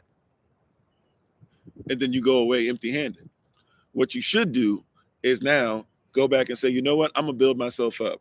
I'm going to make sure I get my own money. I'm going to make sure that I do it without them knowing about it. I want to be separate of them. I want to be sovereign. I want to make sure I make my own decisions. I want to make sure that we have our own livelihood, our own thought process, our own mentality when it comes to this, et cetera, et cetera. I'm going to go through this process of becoming our own. Then you go through the process of becoming your own.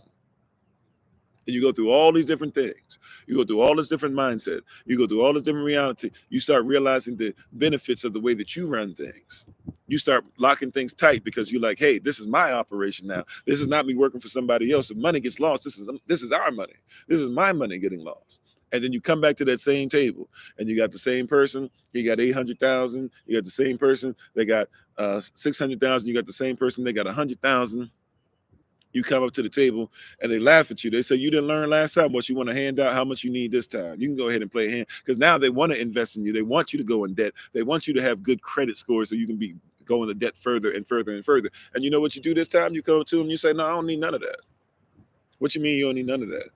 Oh, here you go. And you slap down 500,000 on the table. Now the 500,000 ain't as much as the 800,000. It's not as much as the 600,000. It might be more than 100,000, but it's your 500,000. And you slap it down. They say, well, okay, but in their mind, we still going to take it from them. But while you've been building, you've also been getting yourself ready to play the game. You learned how it worked. You got with experts. You looked at how some of the greatest players of all time. You studied the history of the game. You respect it more, and it's your money on the table. It's not somebody else's. So you're going to make sure that you're ready to play, and you're not going to mess around. You come to the same table. You play the same game. You start winning. They start saying, how in the world are you winning?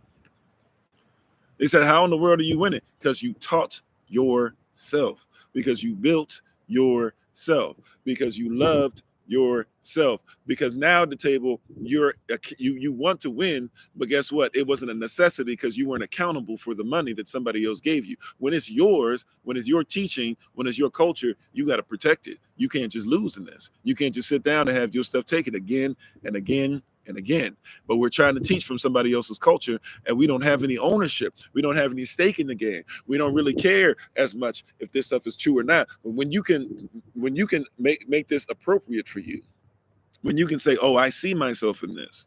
Thank you, Kazaraki. How you doing? Right. When you can see yourself in this, now we got something to talk about. Right. When you can see yourself in the game, now we got something to talk about. Right? When you can see yourself in Kemet, now chemistry means something. And I learned chemistry different. Right?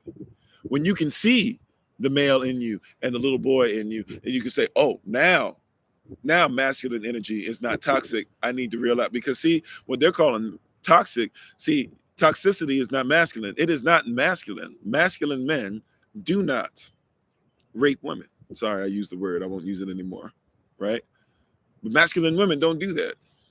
Or sorry, masculine men don't do that. That is not masculinity. That is a little boy. Right? There's a little boy that would do that. Masculine men do not hit women. Yeah, now you the master. Now you the teacher, right?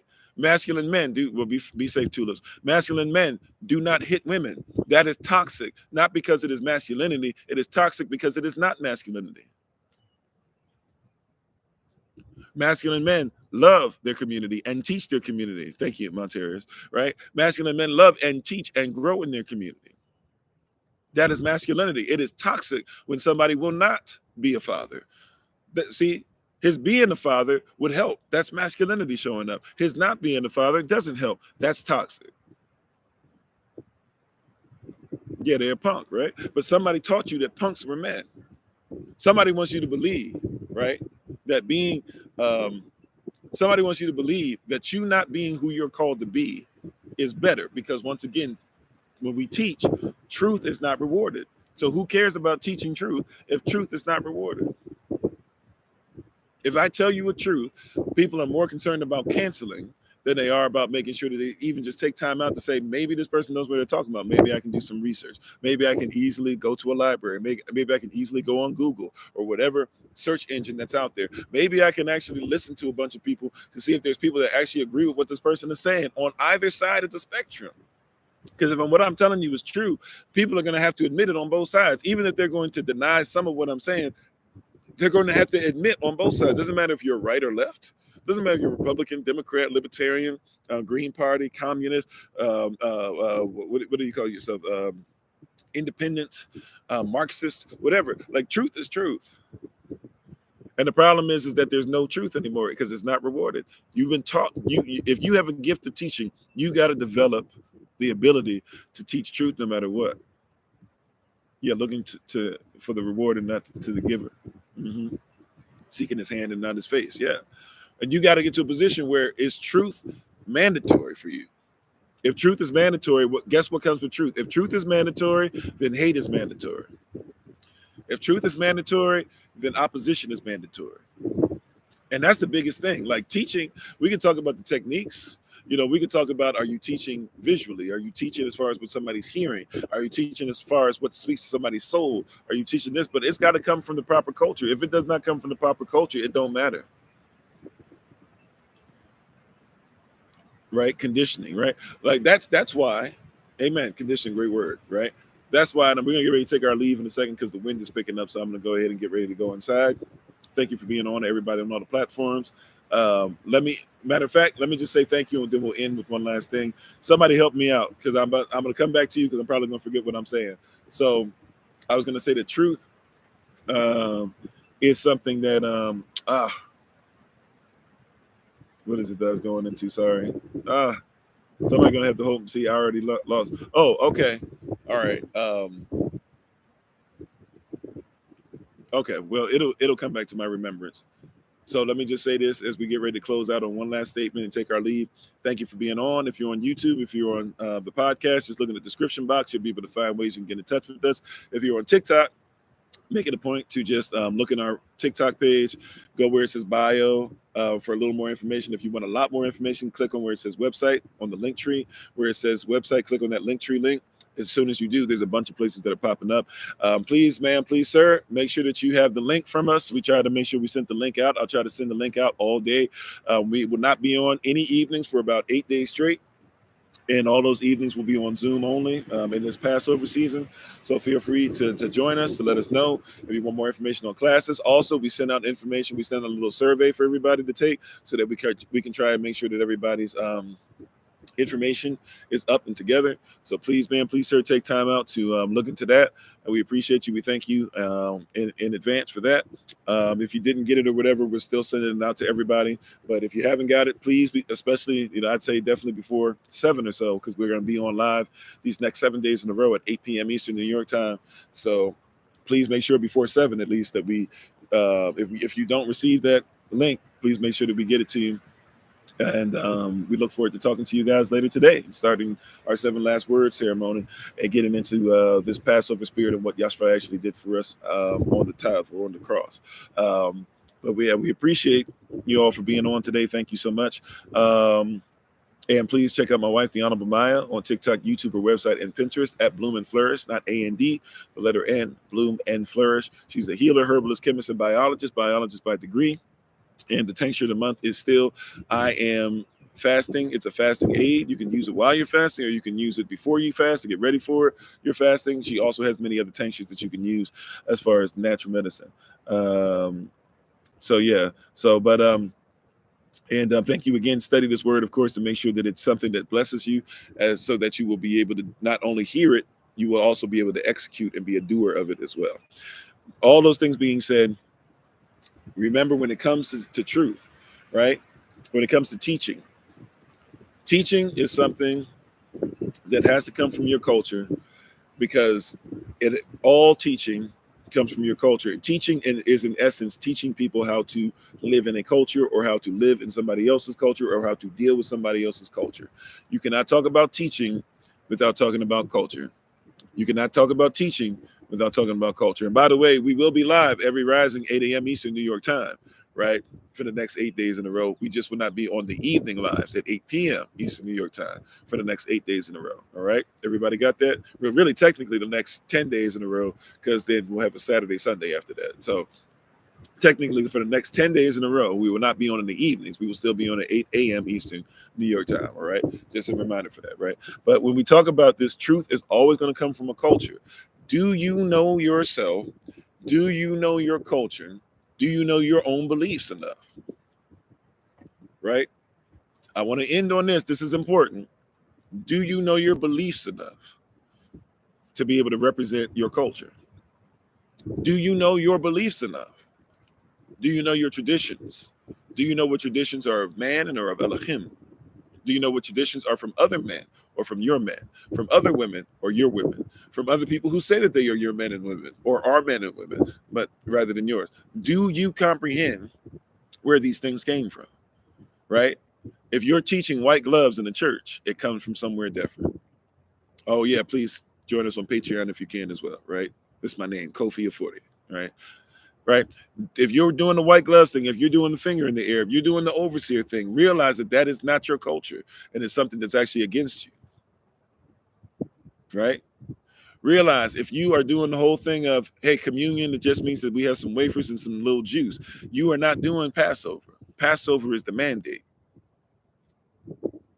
Oh, and by the way, I'm sorry. Also, those who are coming to South Carolina will be there April 15th. If you want to try and get there early for Passover, April 16th is when we're going to hang out together. Right? Are you ready to go into culture? Do you know what your culture is? And once you find out what it is, will you do everything in your power to learn it? Because up to this point, you've done everything in your power to learn and defend somebody else's. Your children, we don't mind. Black folk don't mind their children going out and being in the military and dying for somebody else, right? Where's the blood and sweat and tears for you? We don't mind making sure that your child is able to pass the spelling bee. Aquila and the Bee was amazing for us as a people. Everybody loved that movie. Loved it, right? But you couldn't spell, if somebody said, spell Kusabiti, you don't know what that is. If somebody told you, spell out Aleph, Alav, really, but we say Aleph to make sure people, it translates across the board. A lot of you couldn't spell heart in Hebrew, right? But you know somebody else's culture because we have been taught to put it higher. Amen, Minister Select Sonia. We'll see you there, right? You've been taught to put somebody else's culture. Is it important enough? Will it go from a want to a need? Is it necessity that you would learn who you are? I say that it is, right? I would say, thank you, Monteris. I would say that it is extremely important that you would learn you, that you would be educated on you. I find it extremely necessary. Even if it's theoretical stuff we're talking about, because we listen to everybody else's theories, why can't we listen to Black theories? People will say all this stuff. Well, don't learn about this. That's not even real, man. You made sure that people were go to movies all the time, learning about Dracula and Captain America. Do you know how many people know about Marvel comics and Easter eggs from Marvel comics and stuff like that? That actually know about what about two constitutions of the United States and the United States of America? Are you willing? Has it gone from a want? Look, I wanted to do what I'm doing now for a long time, but it wasn't a need. When it became a need, I had to do it, even if it meant that I didn't know where my next meal was coming from. Right? You got to teach from a place of need. Hear what I'm saying? Israel, Yashtel, those who are listening right now, those grafted in, those who could care less, whatever. If you're going to be taught, you need to have somebody teaching to your needs, not your wants. That's in essence, if you read 2 Timothy chapter 4, or really 2 Timothy chapter 3 through chapter 4, verse 5. So 2 Timothy chapter 3, verse 1 through chapter 4, verse 5, and all that stuff when it talks about people want to have their ears tickled and they don't want to be in sound doctrine. That's in essence all he's talking about, is that a lot of people want you to teach them what they want and never teach them what they need. Do not get in this thing teaching and you won't teach to the need. It is the needs of people that drives people and will drive them to a kingdom. It is the needs of a people that will allow you to be able to take higher steps. It is the needs of a people. You don't break through a glass ceiling without getting cut up. The only reason you break through a glass ceiling is because there's a need, right?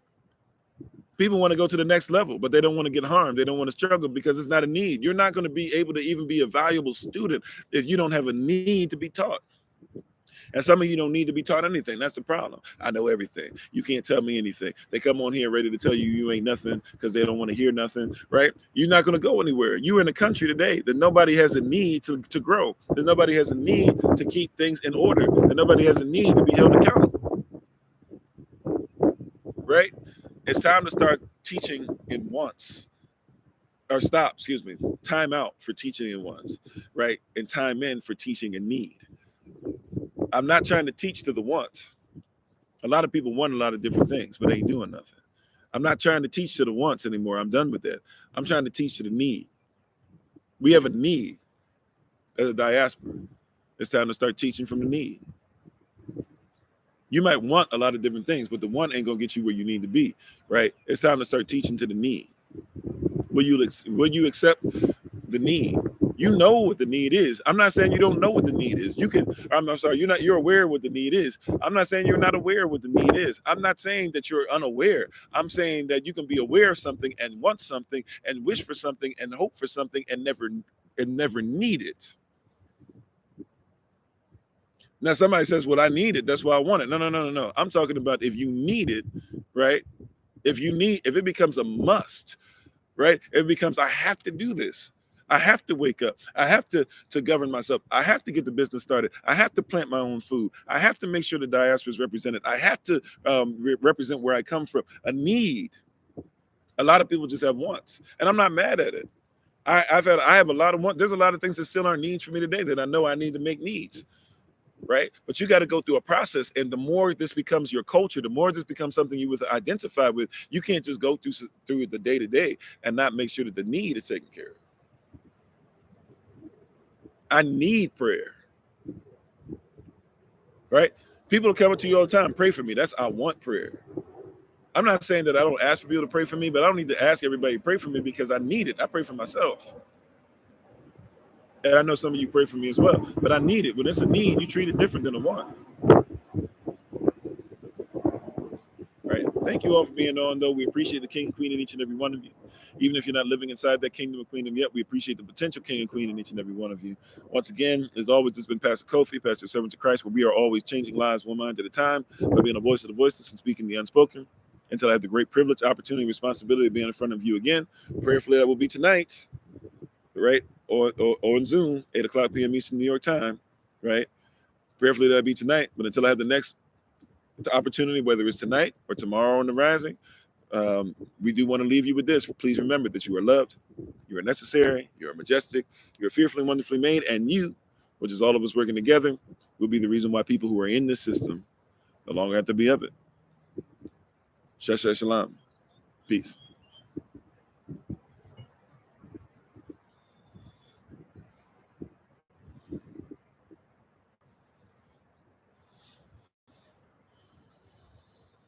Take care of yourselves. If you need the link, make sure you reach out, please. I am human, so I can make mistakes. We still got some people to send it out to. I comprehend that, but